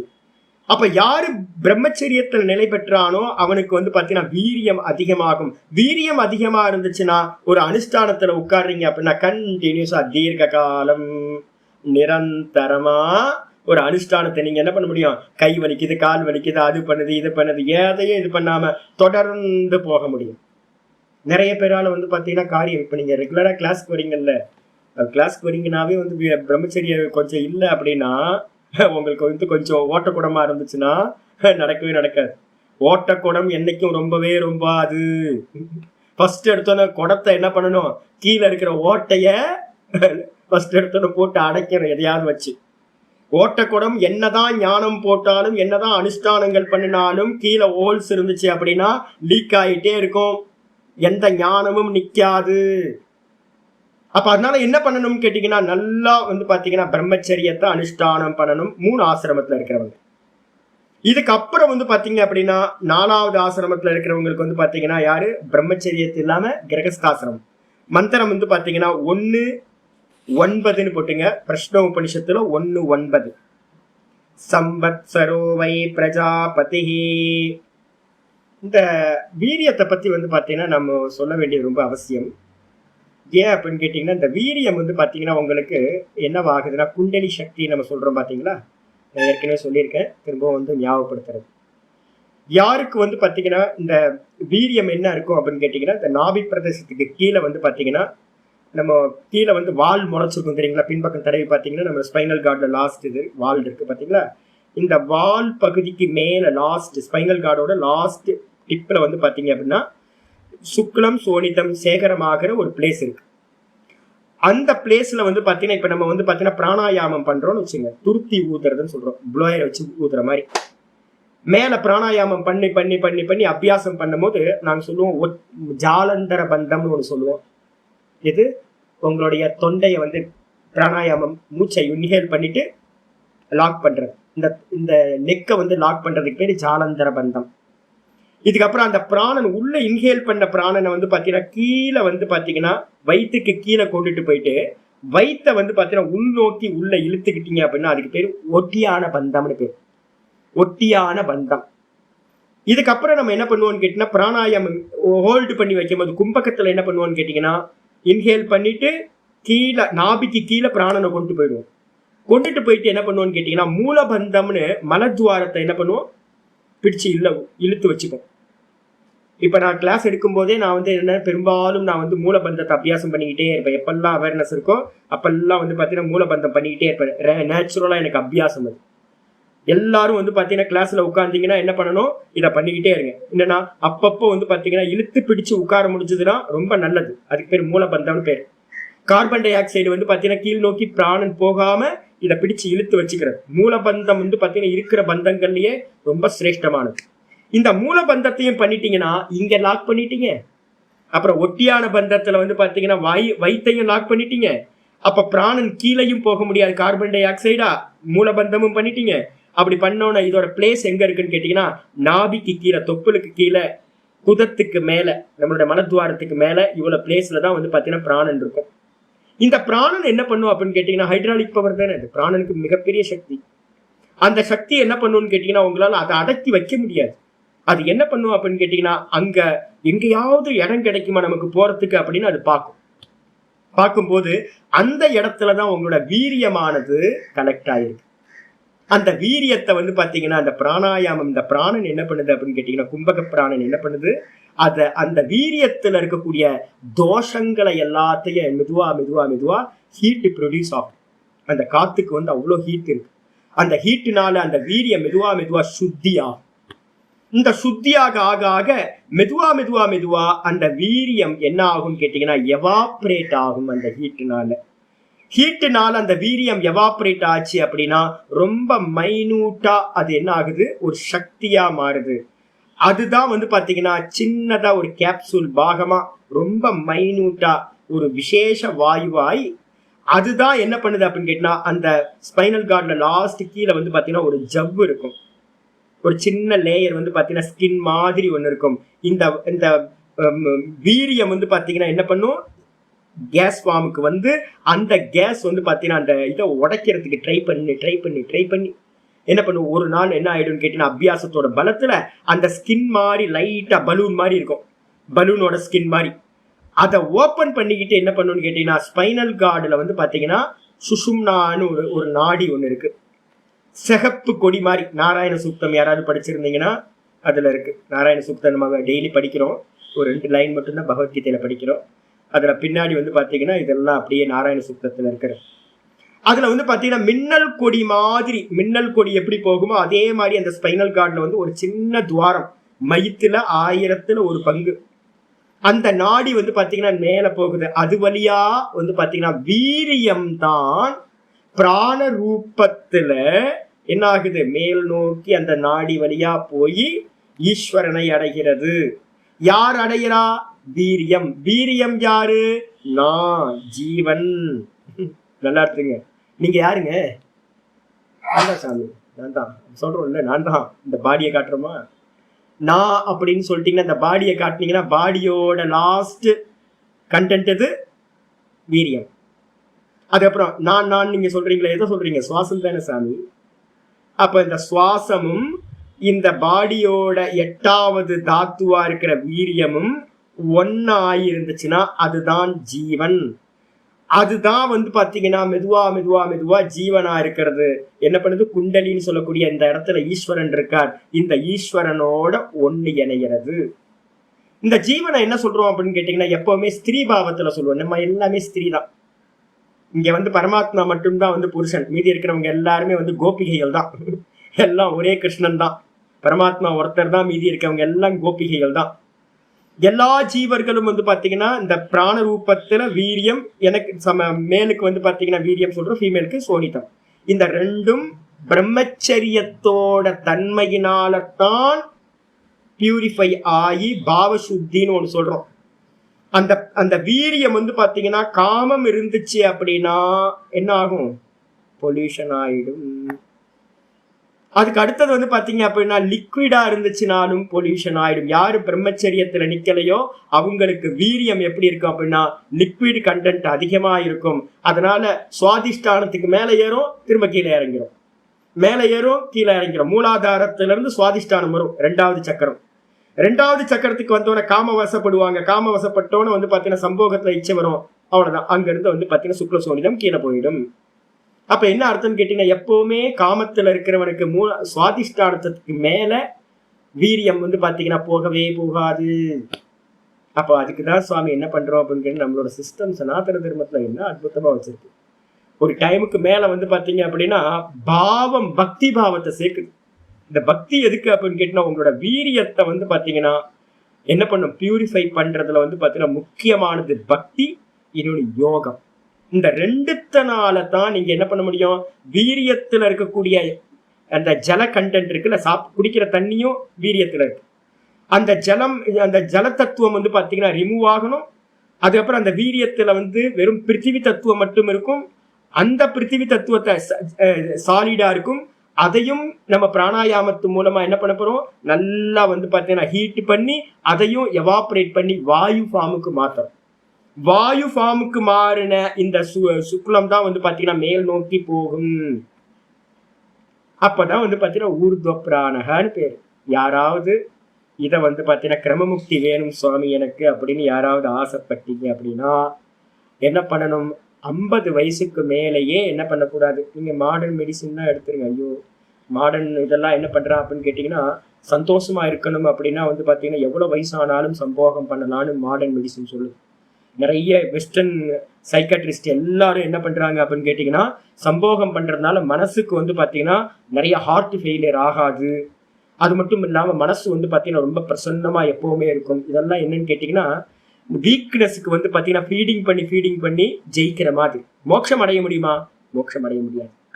அது மட்டும் இல்லாம சாஸ்திரத்துல முக்கியமா சொல்றான், ஏன் பிரம்மச்சரியத்தை அதிகமா இது பண்றோம் அப்படின்னு கேட்டீங்கன்னா எப்பெல்லாம் வந்து பாத்தீங்கன்னா நம்ம சொல்றோம்ல கிரியா நிஷ்பத்திரே வச்ச ஒண்ணு சொல்றோமா, இந்த சுகம் வந்து பாத்தீங்கன்னா எந்த சமயத்துல 5 இந்திரியங்களும் ஒரே ஒரு இடத்துல அடங்குது. என்னன்னு கேட்டீங்கன்னா ஒண்ணு வந்து பாத்தீங்கன்னா சுக்லம் சோனிதம் எப்ப நம்ம சரீரத்தை விட்டு நழுவுதோ அந்த க்ஷணத்துல வந்து பாத்தீங்கன்னா 5 இந்திரியங்களும் ஒரு க்ஷணம் என்ன ஆகுதுங்க, ஷட் டவுன் ஆகி திரும்ப ரீஸ்டார்ட் ஆகுது.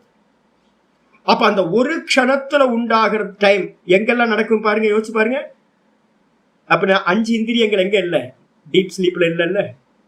டீப் ஸ்லீப்ல வந்து ஏன் டெய்லி தூங்க போறோம் அப்படின்னு கேட்டீங்கன்னா, டீப் ஸ்லீப்ல வந்து பாத்தீங்கன்னா ஆனந்தம் அவ்வளவு கிடைக்குது. இதே மாதிரி எங்கேயாவது நீங்க கோயிலுக்கு போறீங்க, ஏதோ ஒரு கோயிலுக்கு போறீங்க, நல்ல தரிசனம். அப்படி தரிசனம் நடக்கும்போது என்ன ஆகுனா, ஒரே ஒரு க்ஷணம் அவர் ஆரத்தி காட்டுறாங்க, நீங்க அந்த சாமியை பார்க்கும்போது ஒரு க்ஷணம் வந்து பாத்தீங்கன்னா இந்த காது கண்ணு மூக்கு வாய் எல்லாம் இந்த மனசுல லயமாயி, இந்த மனசு வந்து பாத்தீங்கன்னா டும்முன்னு வந்து பாத்தீங்கன்னா அந்த அந்த ஈஸ்வர தரிசனத்துல ஒரு க்ஷணம் ஷட் டவுன் ஆயிட்டு வெளியில வரும். அந்த சமயத்துல நீங்க சொல்லுவீங்க, அப்பா இன்னைக்கு ரொம்ப அற்புதமா இருந்துச்சுங்க, ஆனந்தமா இருந்துச்சு அப்படின்னு உள்ளுக்குள்ளார ஒரு பரம திருப்தி உண்டா. இந்த திருப்தி ஈஸ்வரன் இடத்துல உண்டாகிற அந்த சுகம் யார்கிட்ட கிடைக்குது அப்படின்னு கேட்டீங்கன்னா, சம்போகம் பண்ற அந்த காலத்துல வீரிய ஸ்கலனமாகும் போது, எப்பெல்லாம் நம்முடைய வீரியம் ஸ்கலனமாகுதோ அப்பெல்லாம் சந்தோஷம் கிடைக்கும். இதே சந்தோஷம் தான் நம்ம என்ன பண்றோம்னு கேட்டீங்கன்னா, எல்லா விஷயத்திலையும் நம்ம கிரகணம் பண்றோம். பூரி சாப்பிடணும், பூரி சாப்பிடணும், பூரி சாப்பிடணும், சோலை பூரி சாப்பிடணும், சோலை பட்டூரா சாப்பிடணும்னு உள்ளுக்குள்ளார தோணிக்கிட்டே இருக்கு. அது இருக்கிற வரைக்கும் எனக்கு என்ன இருக்குன்னா ரொம்ப டிஸ்டர்பன்ஸாவே இருக்கு. என்னப்பா ஒரு பூரி நான் டெய்லி பார்த்துட்டு இருக்கேன். ஒரு நார்த் இந்தியன் வந்து ஒரே ஒரு நாள் வந்து போட்டான் பூரி சாப்பிடணும், நல்ல அற்புதமான பூரி, நார்த் இந்தியா பூரி. அதுக்கப்புறம் டெய்லி கோயிலுக்கு போயிட்டு ரிட்டர்ன் வரும்போது நான் பார்ப்பேன், என்னடா இது என்னைக்காவது போடுவான, அந்த கடையை மூடிட்டாங்க பாவி, மகா பாவி. என் ஆசை அப்படியே நிக்குது. ஏன்னா இங்க லோக்கல்ல போடுற பூரியில நல்லாவே இருக்க மாட்டேங்குது. அப்ப நார்த் இந்தியன் பூரி, சோலை பூரி வந்து பாத்தீங்கன்னா கிடைக்கவே மாட்டேங்குது. அவன் கடையை நான் இன்னைக்கு கூட பார்த்துட்டு வந்தேன், கடை திறப்பானா அப்படின்னு. கடையை திறக்கல, பாப்பி மகா பாப்பி. அப்ப என்ன அர்த்தம் அப்படின்னு கேட்டீங்கன்னா, இந்த பூரின்ற எண்ணம் வந்து என்ன ஆகுது, உள்ளுக்குள்ளார வந்து கடைஞ்சு எடுத்துக்கிட்டே இருக்கேன். பூரி சாப்பிடணும், பூரி சாப்பிடணும், பூரி சாப்பிடணும், பூரி சாப்பிடணும், பூரி சாப்பிடணும் அப்படின்னு தலை சொல்லிக்கிட்டே இருக்கேன். இது திடீர்னு ஒரு நாள் கடை திறந்துட்டான்னு வச்சுங்க, காலையில வரும்போது யுரேக்கான்னு எதை கிடைச்சிருச்சு. கிடைச்சோன எடுத்து வாயில வச்சோன என்னாச்சு, என்னுடைய சங்கல்பம், பூரி சாப்பிடணுன்ற சங்கல்பம் இருக்குல்ல, அது நிவர்த்தி ஆகுது. எந்த இடத்துல அந்த பூரி சாப்பிடணும்ன்ற சங்கல்பம் எந்த க்ஷணத்துல நிவர்த்தி ஆகுதோ அந்த க்ஷணத்துல நான் நினைக்கிறேன் பூரி டேஸ்டா இருக்குன்னு, பூரியில இருந்து ஆனந்தம் கிடைக்கிற மாதிரி நான் நினைக்கிறேன். அப்ப என்ன அர்த்தம்னு கேட்டீங்கன்னா, விஷயத்துல இருக்கிற சுகங்கள் வந்து பாத்தீங்கன்னா வாஸ்தவத்துல விஷயத்துல இல்ல. எப்ப வந்து பாத்தீங்கன்னா உங்களுடைய அதை அடையணும்ன்ற சங்கல்பம் உங்களுக்கு நிவர்த்தி ஆகுதோ அந்த இடத்துல சுகம் கிடைக்குது, உங்களுடைய ஆத்ம சுகம் வெளிப்படுது. இந்த 5 இந்திரியங்களுக்கும் விதவிதமா நம்ம ஃபீடிங் பண்ணி வந்து பாத்தீங்கன்னா என்ன பண்ணிட்டு இருக்கோம், இது வேணும் சங்கல்பம் பண்றோம், அதை அடைஞ்சோன்னு ஆனந்தப்படுறோம். ஒவ்வொன்றத்தையும் அடையும் போது என்ன நடக்குது, அடைதல் நடக்கல, அடையும் போது வந்து சங்கல்பம் அடைய வேணும் என்ற நிச்சயம் பண்ணிருந்தேன், அது நிவர்த்தி ஆயிடும். மலைக்கு மேல ஏறணும், மலைக்கு மேல ஏறணும், மலைக்கு மேல ஏறணும், ரொம்ப நாள் பிளான் போட்டு மலைக்கு மேல ஏறியாச்சு. மலைக்கு மேல வந்து ஐயோ சூப்பரா இருக்குல்ல ஜி, ஆனந்தமா இருக்குல்ல, ஆனந்தம் ஒரு மண்ணாங்கட்டியும் இல்லை. மலைக்கு மேல ஏறியாச்சு, அதுக்கு மேல போறதுக்கு இடம் இல்லை. உங்க சங்கல்பம் என்னாச்சு, மலைக்கு மேல ஏறணும்னு நினைச்ச சங்கல்பம் முடிவுக்கு வந்துருச்சு. எப்பெல்லாம் அந்த சங்கல்பம் நிவர்த்தி ஆகுதோ அப்பெல்லாம் உங்களுக்கு ஆனந்தம் கிடைச்சிக்கிட்டே இருக்கும். அது வந்து கண்ணுல கிடைக்கும், காதுல கிடைக்கும், மூக்குல கிடைக்கும். எந்தெந்த 5 இந்திரிய விஷயங்கள்லயும் நம்ம தனித்தனியா அந்த சங்கல்ப நிவர்த்தி ஆகும்போது ஆனந்தம் எடுக்கிறோம். இந்த 5 இந்திரியங்களும் எந்த இடத்துலனா சம்போக காலத்துல என்ன ஆகுது, லயமாகும் ஒரே க்ஷணத்துல. அதனால 5 இந்திரியங்களும் ஷட் டவுன் ஆகும் போது மிகப்பெரிய சுகம் சம்போகத்துல வந்து பாத்தீங்கன்னா வீரிய ஸ்கலனத்தினால உண்டாகுது. என்ன பண்றோம், எனக்கு திரும்ப திரும்ப வேணும், எனக்கு பூரி சாப்பிடணும்ன்ற மாதிரி எனக்கு சம்போக சுகம் வேணும் அப்படின்னு மனுஷன் வந்து பாத்தீங்கன்னா எல்லா ஜீவர்களும் பேசிக் இன்ஸ்டிங்க்டா இந்த காமத்துல பிரவருத்தி பண்ணிக்கிட்டே இருக்கும். அப்படி ஆகும்போது என்ன சாவியாகும், அவ்வளவுதான், வீரிய லாபம் போச்சு. வீரியம் வந்து பாத்தீங்கன்னா என்னைக்குமே திருடப்படவே படாது. வீரியம் திருடப்படலை அப்படின்னா உங்களால வந்து பாத்தீங்கன்னா மேல் நோக்கி போகவே முடியாது. அதுக்காக தான் வந்து பாத்தீங்கன்னா நம்ம சனாதன தர்மத்தை ரொம்ப பர்ஃபெக்டா வச்சிருக்காங்க. கரெக்டா வந்து பாத்தீங்கன்னா 45 வயசு அவ்வளவுதான். ஒரு ஸ்திரீக்கு வந்து 45 வயசு, ஒரு புருஷனுக்கு வந்து பாத்தீங்கன்னா அதுக்கும் ஒரு 50 வயசுலயே முடிச்சிடணும். இதுக்கப்புறம் வந்து பாத்தீங்கன்னா மந்திரம் சொல்லுது, நான் சொல்லல, இதெல்லாம் வந்து பாத்தீங்கன்னா மந்திரம் சொல்லுது. அதோ உத்தரேன தபசா பிரம்மச்சரியேன ஸ்ரத்தையா வித்யா. இப்ப நான் சொல்றதெல்லாம் வந்து பாத்தீங்கன்னா முண்டகோபனிஷத்துல 1:10 வந்து பாத்தீங்கன்னா இப்ப நம்ம சொல்றோம்ல சத்காரம் அப்படின்னு.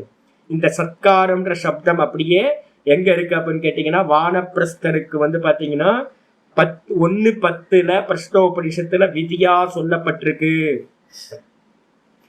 இதுல வானப்பிரஸ்தம்னா என்னது? ஸ்திரீகளுக்கு 45 வயசுக்கு மேலேயே வானப்பிரஸ்தம் ஸ்டார்ட் வச்சுக்கோங்க. புருஷர்களுக்கு 50 வயசுக்கு மேலேயே வானப்பிரஸ்தம் ஸ்டார்ட். ஹஸ்பண்டுக்கு வந்து பாத்தீங்கன்னா 50 வயசு, ஒய்ஃபுக்கு வந்து 45 வயசு. முடிஞ்சு போச்சு, எண்டு கார்டு போட்டுற வேண்டியதா. இனிமே நம்ம சகோதர சகோதரி மாதிரி இருந்துக்க வேண்டியதுதான். அதுக்கப்புறம் என்ன பண்ணணும் சுவாமி? அத உத்தரேன, யாரெல்லாம் உத்தராயண கதிக்கு போகணும்னு ஆசைப்படுறீங்களோ, உத்தராயண கத்தியில போனாதான் வந்து பாத்தீங்கன்னா யோகி தான் இந்த பிரம்மரந்திரத்தை உடச்சிக்கிட்டு மேல போகிறது. 8வது சாப்டர்ல வந்து பாத்தீங்கன்னா ஓம் ஓம் சொல்லி புருவோர் மத்திய பிராணம் ஆவேஷ சமயக்கெல்லாம் பார்த்திருக்கீங்கல்ல, ஸ்லோகங்கள்லாம் இருக்கு. அப்போ அந்த அந்த கிரமமுக்திக்கு போகணும் அப்படின்னா வந்து பாத்தீங்க அப்படின்னா என்ன பண்ணணும் அப்படின்னு கேட்டீங்கன்னா சொல்லுது தபசா வந்துருச்சா. இப்போ இங்க சொல்றது தபசு வந்து மந்திரத்துல இருக்கு. 10வது மந்திரத்துல பிரஷ்னோபனிஷத்துல 1:10 இருக்கு. தபசோடும் பிரம்மச்சரியேன, பிரம்மச்சரியத்தோடும், ஸ்ரத்தையா ஸ்ரத்தையோடும், வித்யா வித்யோடும், ஆத்மானம் அன்விஷ்ய, தன்னுடைய ஆத்மாவை சர்ச்சிங் பண்ணவனா. என்ன அற்புதமான வார்த்தை பாருங்க, வந்துருச்சு. சத்காரத்தை ஃபுல்லா கொண்டு வந்துட்டார். அப்ப மூலம் எங்க இருந்து எடுத்திருக்கு? இந்த உபனிஷத்துல இருக்கக்கூடிய அந்த சத்காரம் பிரஷ்ன உபனிஷத்துல இருக்கிறது தான் 4 குவாலிட்டிஸே எடுத்தாச்சு. அப்ப வானப்பிரஸ்தத்துல இருக்கிறவன் என்ன பண்ணணும்? ஆத்மாவை தேடினவனாக அபிசஞ்சயந்தே, அவன் என்ன பண்றான்? உத்தராயண மார்க்கத்து மூலமா இந்த விரதத்தோட இருக்கிறவன் என்ன பண்றான்? அந்த பரமாத்மாவை அடைகின்றான். சரி, அப்ப என்ன சுவாமி அப்படின்னு கேட்டீங்கன்னா என்ன சொல்றது? கிரகஸ்தனா இருக்கிறவன் என்ன பண்ணணும் சுவாமி அப்படின்னு கேட்டா மந்திரம் 9வது மந்திரம் கிரகஸ்தர்களுக்கு 1:9 கிரகஸ்தர்களுக்கு, 1:10 வானப்பிரஸ்தர்களுக்கு. கிரகஸ்தத்துல இருக்கவங்களுக்கு சொல்லுது சம்பத் சுரோவை பிரஜாபதி தஸ்ய அயனே தட்சிணம் ச உத்தரம் ச சொல்லிட்டு வந்து மந்திரம் சொல்லுது தத் ஏகவை தத் இஷ்டாபூர்த்தே கிருதம் இத்யுபாசதே. யாரெல்லாம் வந்து கிரகஸ்தாசிரமத்தில் இருக்காங்களோ அவங்களுக்கு யோகம் சொல்லப்படவில்லை. மனசுல வச்சுக்கோங்க. எனக்கு தெரிஞ்ச நிறைய ஒருத்தர் 2 பேர் ஃபோன் பண்ணுவாங்க, சுவாமி என்னால முடியலையே சுவாமி, தலையிலே கூட்டுறது. இன்னும் கிரகஸ்தாசிரமத்தை தாண்ட ஏகப்பட்ட கமிட்மெண்ட் வச்சிருக்கீங்க. ஹவுஸ் லோன் வாங்கி வச்சிருக்கீங்க. ஹவுஸ் லோனை வாங்கி வச்சா என்ன பண்ண முடியும்? ஹவுஸ் லோனுக்கு ஓடிட்டு இருக்கணும், இல்லை பேங்க்குக்கு ஓடிட்டு இருக்கணும், சம்பாதிச்சு தான் ஆகும். கமிட்மெண்ட், நிறைய கமிட்மெண்ட் வச்சிருக்கோம் கிரகஸ்தாசிரமத்துல. அப்ப கண்ண மூடி வந்து பாத்தீங்கன்னா நான் வந்து விருத்தி நிரோதம் பண்ண போறேன் சுவாமி, சமாதி அபியாசம் பண்ண போறேன் அப்படின்னா உங்க ஒய்ஃபே உங்களை திட்டிட்டு போய் போஸ் கொடுத்து உட்கார்றாரு பாரு அப்படின்னு திட்டிட்டு போயிடும். உட்கார முடியுமா? உட்கார முடியாது. அப்ப கிரகஸ்தாசிரமத்துல இருக்கிறவங்களுக்கு என்ன அப்படின்னு கேட்டீங்கன்னா இஷ்டம் பூர்த்தம் தத்தம் தானம் சொல்லக்கூடிய கர்மங்கள் தான் கிரகஸ்தர்கள். கிரகஸ்தர்களுக்கு கர்மம் தான் அனுஷ்டானம், நிஷ்காமிய கர்ம அனுஷ்டானமா பண்ண வேண்டியது. அவங்க எங்க போறாங்க சாமி கர்மத்தினால அப்படின்னு கேட்டீங்கன்னா கர்மத்தையே புடிச்சுக்கிட்டு கடைசி வரைக்கும் தொங்கிட்டு இருந்தீங்கன்னா அவங்க வந்து பாத்தீங்கன்னா பித்ருலோகத்துக்கு போறாங்க. கர்மனா பித்ருலோகா. சரி, அவங்களுக்கு என்ன சொல்லியிருக்கு அப்படின்னு கேட்டீங்கன்னா ரொம்ப அற்புதமான வார்த்தை சொல்லுது. அவங்களுக்கு பிரம்மச்சரியம் என்ன சுவாமி? 13வது மந்திரம் 13 இருக்கு. 13 1:13 வந்து பிரம்மச்சரியத்தை பத்தி பேசுறது. கிரகஸ்தாசிரமத்தை பத்தி 9வது மந்திரம் பேசுது. பிரம்மச்சரியத்தை பத்தி பேசுறது வந்து பாத்தீங்கன்னா 13வது கிரகஸ்தர்களோட பிரம்மச்சரியம் 1:13 சொல்லப்பட்டிருக்கு. அகோராத்ரோவை பிரஜாபதி. பிரம்மா ஈஸ்வரன் எப்படி இருக்கார் அப்படின்னு கேட்டா காலமா இருக்கார், பகலிரவா இருக்கார், அவர்தான் மாசமா இருக்கார், அவர்தான் வருஷமா இருக்கார் அப்படின்னு சொல்லிட்டு வந்து பாத்தீங்கன்னா சொல்லுது பிராணோ அகரேவ ரைஹி ராத்திரிரேவ ரைஹி அகரேவ பிராணோ. பிராணன் எதுப்பா அப்படின்னா பிராணசக்தி எது அப்படின்னு கேட்டீங்கன்னா பகல் பொழுது வந்து பாத்தீங்கன்னா பிராணசக்தி. இந்த டே ஃபுல்லா பிராணசக்தியோட. இந்த ராத்திரியில வந்து பாத்தீங்கன்னா சந்திரன் பிரதானம், பகல்ல வந்து பாத்தீங்கன்னா சூரியன் பிரதானம். சூரியன்ல இருந்து பிராணசக்தி நமக்கு ஃபுல்லா கிடைக்கும். சந்திரன்ல தான் வந்து பாத்தீங்கன்னா மெட்டபாலிசம் நடக்கிறது எல்லாம் வந்து பாத்தீங்கன்னா சந்திரன் இருந்து நடக்கிறது. இந்த அன்னம்லாம் நம்ம சாப்பிட்ற ஃபுட் எல்லாம் வந்து பாத்தீங்கன்னா நடக்கிறது எதுன்னு கேட்டீங்கன்னா சந்திரன்ல இருந்து நடக்கிறது. எனர்ஜி ஃபுல்லா வந்து பாத்தீங்கன்னா இந்த பிராணசக்தி பகல்ல நடக்கிறது.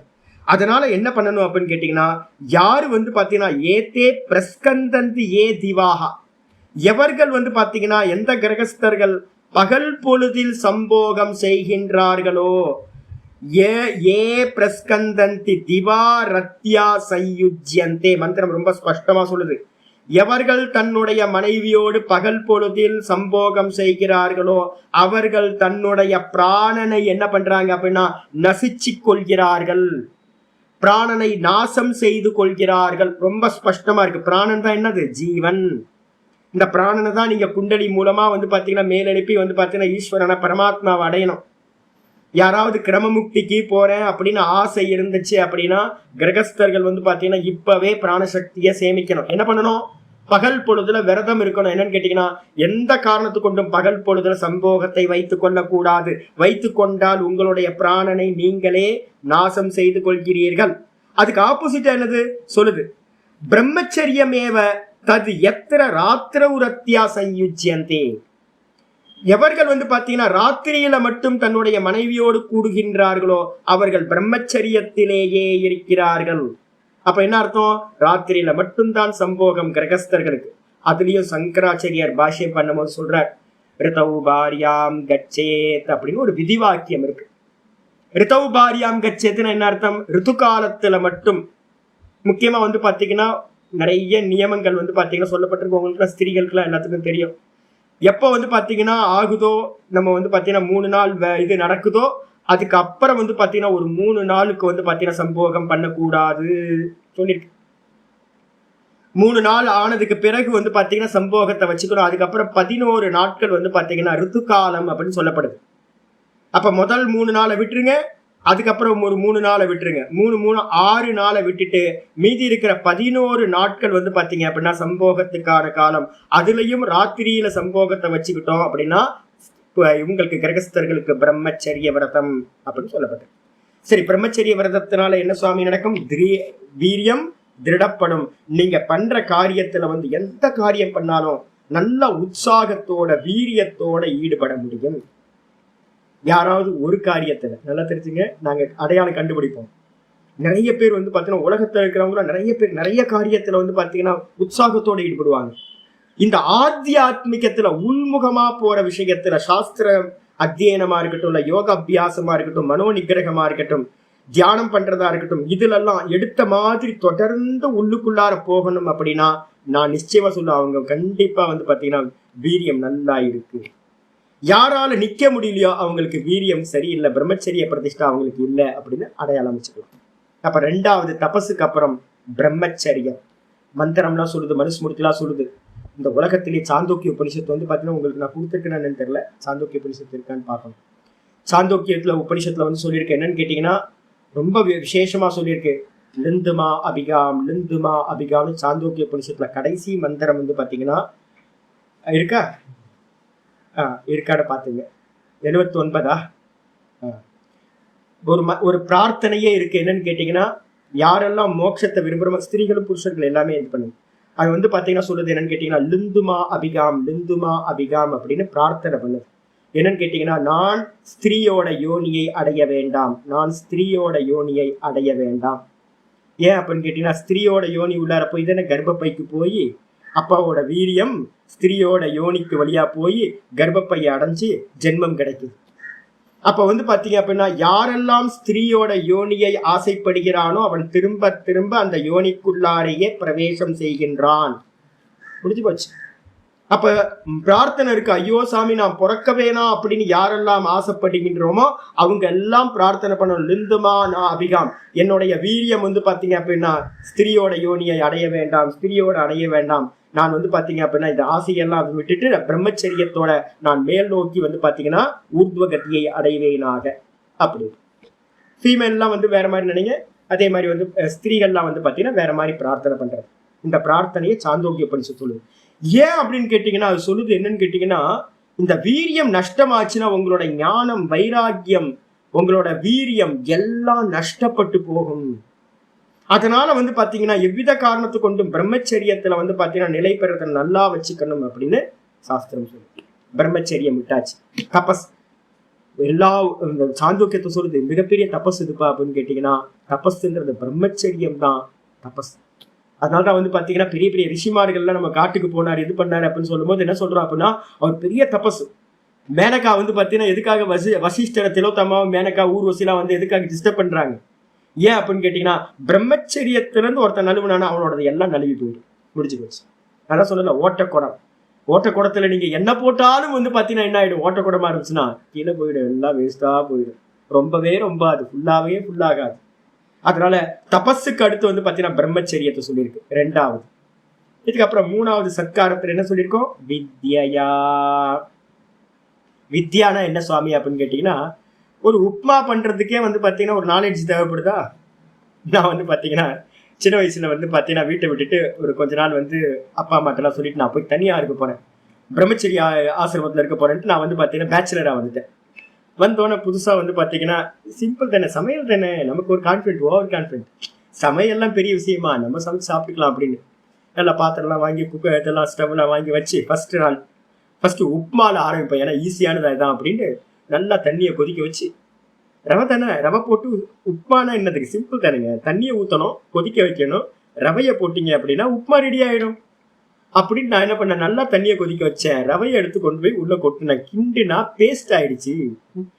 பார்த்தா ஒட்டுற மாதிரி, அதை சாப்பிட்ற மாதிரி. ஐயோ அம்மா எப்படி பண்ணுவாங்க, இப்படி நல்லா பண்ணுவாங்க, இது என்ன இப்படி மோசமா வந்திருக்கேன் அப்படின்னு. எனக்கு என்னடா பண்றது, என்ன பண்றதுன்னே தெரியலையே அப்படின்னு. அது பக்கத்து வீட்டுக்காரம்மா வந்தாங்க, என்ன பண்றீங்க அப்படின்னு கேட்டாங்க. இல்ல உப்மா பண்ணேன், ஆனா அந்த உப்மா பேஸ்ட் மாதிரி போஸ்டர் ஓட்டுறதுக்கு தான் யூஸ் பண்ற மாதிரி இருக்கு, என்ன ரவைய வறுத்தீங்களா அப்படின்னு கேட்டாங்க. ரவைய வறுக்கணுமா? ஆமா சார், ரவைய வறுத்துட்டு தான் வந்து பாத்தீங்கன்னா தண்ணியில போட்டாதான் ஒன்னோட ஒண்ணு ஒட்டாது. என்ன ஒரு அற்புதமான ஞானம் இல்ல. ரவைய ஒட்டாம இருக்கணும்னா வறுக்கணும். இதான் வித்யா, இதேதான் வித்யா. ஒரு நாள் ரிஷிகேஷ்ல வந்து பாத்தீங்கன்னா புதுசா பிரம்மச்சாரியா போயிருக்கேன். நான் என்னாச்சு அப்படின்னு கேட்டீங்கன்னா, அப்போ சமையல்லாம் தெரியாது, பெரிய அளவெல்லாம் தெரியாது. ஏதோ நார்த் இந்தியா சமையல்லாம் வேற மாதிரி. ஃபர்ஸ்ட் ஒரு கிச்சன்ல வந்து பாத்தீங்கன்னா எனக்கு சேவா கொடுத்துருந்தாங்க, சாதுக்கெல்லாம் இருந்து எல்லாம் சேவா பண்ணிட்டு இருக்காங்க. நான் உட்கார்ந்துட்டே இருந்தேன். ஒரு சன்னியாசி என்ன பண்ணாரு அப்படின்னு கேட்டீங்கன்னா, உருளைக்கிழங்க வேக வைப்பா அப்படின்னாரு. நமக்கு தான் தெரியுமே, தண்ணியில போட்டா உருளைக்கிழங்கு வந்துட போகுது, அடுப்புல வச்சா வந்துகிட்டே இருக்கு. அவர் வந்தாரு, கொஞ்ச நேரம் கழிச்சு வந்து என்ன வேகலையா அப்படின்னாரு. இன்னும் வேகலையே அப்படின்னு அவர் எடுத்து பார்த்துட்டு, என்ன அப்படியே இருக்கு அப்படின்ட்டு, உப்பு போட்டியா அப்படின்னு கேட்டார். இல்லையா உப்பு போடலையே அப்படின்னா. உப்பு போட வேண்டியது, உப்பு போட்டால் தானே வேகும் அப்படின்னாரு. அப்படியே அப்படின்னு அவர் கையை 2 கையை உப்பு அள்ளி போட்டு வேக வச்சுட்டு போயிட்டு டக்குன்னு வெந்துடுச்சு. வெந்தோடனே எனக்குள்ளார திங்கிங் வந்து பார்த்தீங்கன்னா புரிஞ்சு போச்சு, ஓ காய் சீக்கிரம் வேகணும்னா உப்பு போடணும் போல இருக்கு அப்படின்னு. உப்பு போட்டால் சீக்கிரம் வெந்துடும் அப்படின்னு நான் முடிவு பண்ணிட்டு மறுநாள் வந்து பார்த்தீங்கன்னா பருப்பு வேக வைக்கிறதுக்காக சொன்னாங்க. ரொம்ப புத்திசாலி தலையாச்சு. பருப்புல வந்து பார்த்தீங்கன்னா உப்பு அள்ளி போட்டேன், வேகவே இல்லை. வந்துகிட்டே இருக்கு, லேட் ஆகுது. அவர் வந்து ஏன் இவ்வளோ உப்பு போட்டேன், இவ்வளோ உப்பு போட்டியா, உன்னை யாரும் உப்பு போட சொன்னா, நீங்க தானே நேற்று உருளைக்கிழங்குல வந்து பார்த்தீங்கன்னா உப்பு போட சொன்னீங்க சீக்கிரம் வேகம். உருளைக்கிழங்குக்கு உப்பு போடணும்பா, பருப்புக்கெல்லாம் உப்பு போடக்கூடாது. ஓ சரி. அப்புறம் ஒரு நாள் என்ன ஆச்சு அப்படின்னு கேட்டீங்கன்னா, எல்லாத்துக்கும் எனக்கு ஒரு ஆசை, எல்லாத்துக்கும் நம்ம ஊர் சக்கரை பொங்கலை வந்து எல்லாத்துக்கும் கொடுக்கணும் அப்படின்னு. எனக்கு உள்ளார எனக்கு ஐட்டம்லாம் தெரியும். சக்கரை பொங்கலுக்கு என்னெல்லாம் வேணும், அரிசி வேணும், பருப்பு வேணும், முந்திரி பருப்பு வேணும், வெல்லம் வேணும், இவ்வளவு தானே, நெய் வேணும். இந்த 5 ஐட்டத்தையும் ஒன்னா போட்டு ஒன்னா குக் பண்ணா சக்கரை பொங்கல் வந்துட போகுது. நான் என்ன பண்ணேன்னு கேட்டீங்கன்னா, அரிசி வந்து பாத்தீங்கன்னா அரிசியை போட்டு களைஞ்சி போட்டாச்சு. போட்டுட்டு வந்து பாத்தீங்கன்னா கொஞ்சம் நல்லா சூடாயிட்டு இருக்கும் போதே வெள்ளத்தை வந்து பாத்தீங்கன்னா இடிச்சு வெள்ளத்தையும் போட்டாச்சு. வெள்ளத்தையும் பருப்பு வெல்லம் அரிசி 3 வேகுது மணிக்கணக்காச்சு, வேகவே இல்லை. வந்தோடனே ஒரு சவுத் இந்தியா சுவாமி ஒருத்தர் இருந்தார். என்னப்பா என்ன பொங்கல் பண்ணினியா இல்லையா, என்ன ஆச்சு அப்படின்னு வந்து பார்த்தாரு.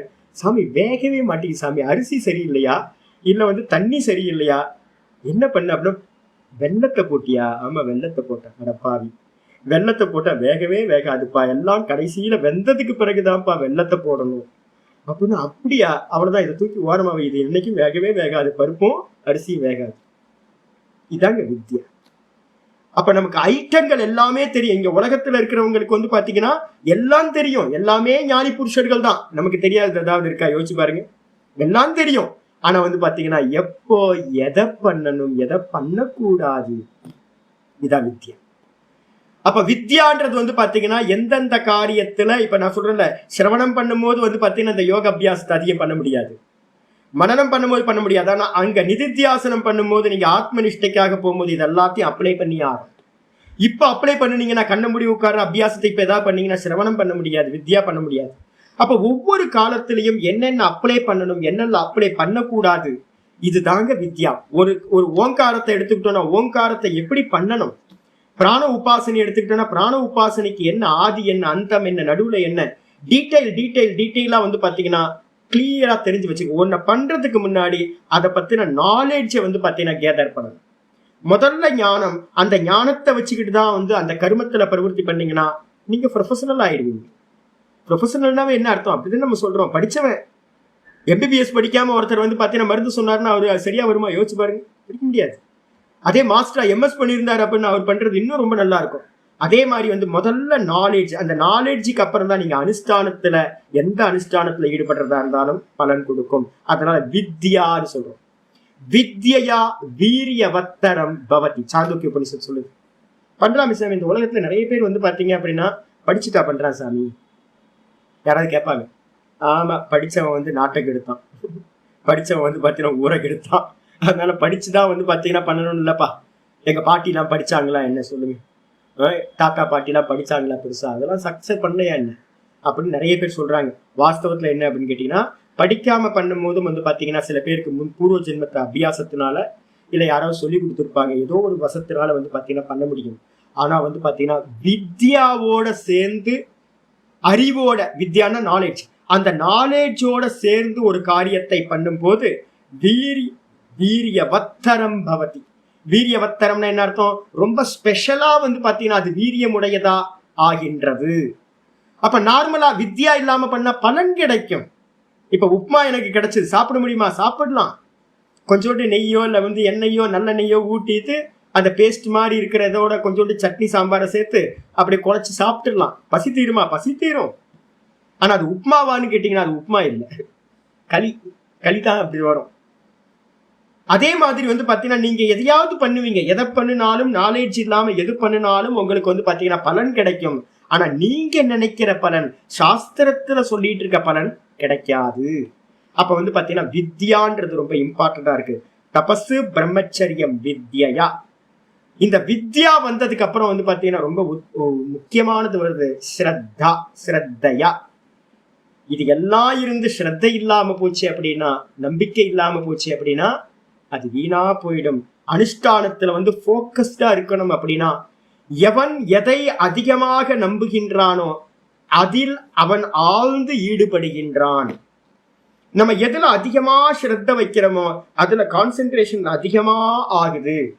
ஒரு பிசினஸ் மேன் எடுத்துக்கிட்டீங்க அப்படின்னா, ஒரு பலசரக்கு கடை ப்ரொவிஷன் ஷாப் எடுத்துக்கிட்டீங்கன்னா, ஒரு நாடார் வந்து பாத்தீங்க அப்படின்னா, இப்பெல்லாம் மாறி போச்சு, முன்னாடி நாடார்கள் கடையை சொல்றேன், இந்த தூத்துக்குடி நாடார் திருநெல்வேலி நாடார்களோட கடைகளுக்கு போனீங்க அப்படின்னா, நான் இங்க ஒருத்தர் இருக்க, நான் இப்ப போறதை நிப்பாட்டிட்டு ரொம்ப நாள் ஆச்சு, இங்க ஒருத்தர் இருக்க, ஒரு கடையில வந்து எவ்வளவு ஐட்டங்க இருக்குன்னு நான் கேட்டேன். நான் அவர் சொன்னார், சுவாமி வந்து ஒரு 3000 ஐட்டம் இருக்கும் சுவாமி. ஒரு ப்ரொவிஷன் ஷாப் இருக்கு அப்படின்னா ஒரு 3000 ஐட்டம் இருக்கு. அந்த 3000 ஐட்டத்துல வந்து பாத்தீங்கன்னா ரைஸ் எத்தனை வெரைட்டி இருக்கு அப்படின்னா 10-15 வெரைட்டி ரைஸ் இருக்கு. கேட்டா அவர் கரெக்டா சொல்லுவாரு, இது புது அரிசி சுவாமி, இது வந்து பாத்தீங்கன்னா நல்லா இருக்கும், இது நல்லா இருக்காது, இது பழைய அரிசி, இது புது அரிசி, இது பச்சை அரிசி, இது புழுங்கல் அரிசி, இது பாஸ்மதி, இது போன மாசம் வந்தது, இது இந்த மாசம் வந்தது, இது போன வருஷம் வந்தது, இதுக்கு ரேட் வந்து பாத்தீங்கன்னா இவ்வளோ, இதுக்கு முந்தானே போன வாரம் இந்த ரேட்டு, இந்த வாரம் இந்த ரேட்டு, அடுத்த வாரம் இது ஒரு ரேட் இன்க்ரீஸ் ஆகும். அரிசி வெரைட்டிலேயே வந்து பாத்தீங்கன்னா அவ்வளோ கான்சென்ட்ரேஷனா அவர் சொல்றாரு. 3000 ஐட்டம் 2000 ஐட்டம் வந்து ஷாப்ல இருக்கு. 3000 ஐட்டத்துக்கு ஒரு ரேட்டு வந்து பாத்தீங்கன்னா பர்ஃபெக்டா ரேட் சொல்றார். எவ்வளவு சரக்கு தான்ட்ட இருக்கு, எவ்வளவு வெளியில போயிருக்கு, எல்லாத்தையும் வந்து ஒரு கம்ப்யூட்டர் மாதிரி வந்து மனசுக்குள்ள வச்சிருக்காரு.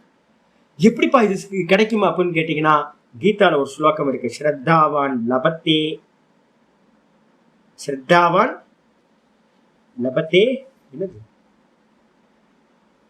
ஞானம், ஸ்ரத்தாவான் லபத்தே ஞானம். அதுக்கப்புறம் முக்கியமானது என்ன, இந்த இதோட சொல்லி முடிச்சிருவீங்களா, நான் அதுக்காக தான் சொன்னேன், அதோட முடிச்சிருக்கேன். அதுக்கு அடுத்தது என்னது இருக்கு, மனப்பாடம் பண்ணி வச்சிருப்பீங்கல்ல, ஸ்ரத்தாவான் லபத்தே ஞானம் தத்பரக சய்யதேந்திரியா.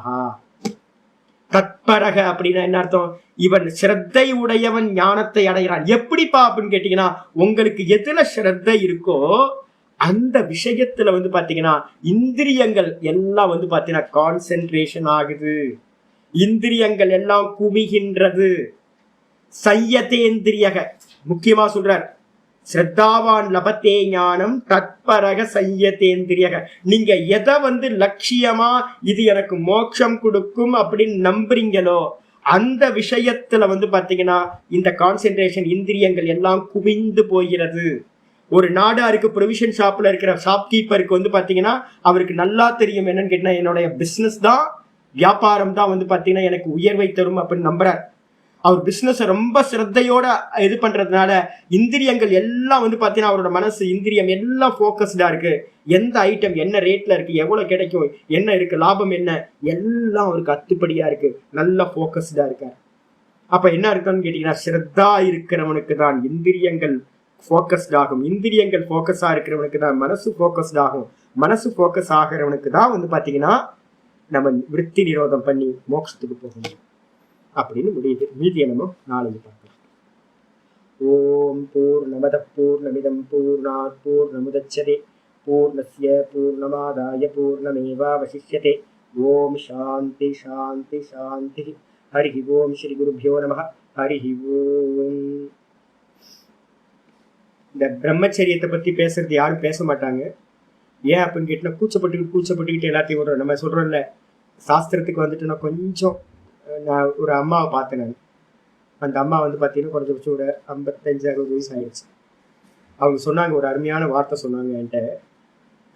எப்போ வந்து பார்த்தீங்க அப்படின்னா இந்த சரீர சம்பந்தம் எப்போ என் ஹஸ்பண்ட் ஒய்ஃபுக்கு இல்லாமல் போகுதோ அப்போ வந்து பார்த்தீங்கன்னா ஆண் பெண் பேதம் இல்லாமல் போயிடும் சாமி அப்படின்னு. இந்த வார்த்தை எனக்கு வந்து பார்த்தீங்கன்னா இன்னும் அந்த அம்மா சொன்னது எனக்கு அப்படியே மனசில் இருக்கு. நல்ல அம்மா. அந்த அம்மா வந்து பார்த்தீங்கன்னா ஜெயா அம்மா. இப்போ இல்லை, அவங்க இறந்து போயிட்டாங்க. அந்த அம்மா என்கிட்ட சொன்னாங்க, எப்போ வந்து பார்த்தீங்கன்னா இந்த சரீரத்தில் இருக்கக்கூடிய காமம் உங்களை விட்டு போச்சோ அதுக்கப்புறம் வந்து ஆணாவது பெண்ணாவது, ஃபீமேல் மேல்ன்றதெல்லாம் சும்மா ஹஸ்பண்ட் ஒய்ஃப் பக்கத்துலேயே இருந்தாலும் கூட வந்து பார்த்தீங்கன்னா மேல் ஃபீமேல்ன்ற பேதம், சரீரத்தோட பேதம் வந்து பார்த்தீங்கன்னா இருக்கவே இருக்காது சொல்லு அப்படின்னு.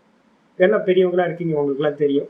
அதனால வந்து இந்த சரீர பேதத்தை வந்து கடந்து போகணும். இந்த சரீரம் வந்து பார்த்தீங்கன்னா நம்மளை இழுத்து திரும்ப கீழேயே வச்சுக்கிட்டு இருக்கும். அதனால பிரம்மச்சரியத்தில் வந்து பார்த்தீங்கன்னா நம்ம கூச்செல்லாம் படாதீங்க. இதெல்லாம் வந்து பார்த்தீங்கன்னா எல்லாம் ஓப்பனாக இருந்து சில விஷயங்கள் நம்ம பேசினாதான் என்ன இருக்கும், நம்மளோட பலம் என்ன, பலகீனம் என்ன, ஒரு விஷயத்தை வந்து விசாரம் பண்ணோம்னா அதோட ஃபுல் பிக்சர் நமக்கு தெரியணும். சாஸ்திரம் வந்து பார்த்தீங்கன்னா எங்கேயுமே கூச்சமே படாது. நம்மளை எல்லாத்தையும் என்ன பண்ணுதுன்னு கேட்டீங்கன்னா சாஸ்திரம் ஜீவன் அப்படின்னு ஒரே ஆங்கிள் இருந்து தான் பேசுது. நம்மளாம் யாரு? ஜீவன், அவ்வளவுதான்.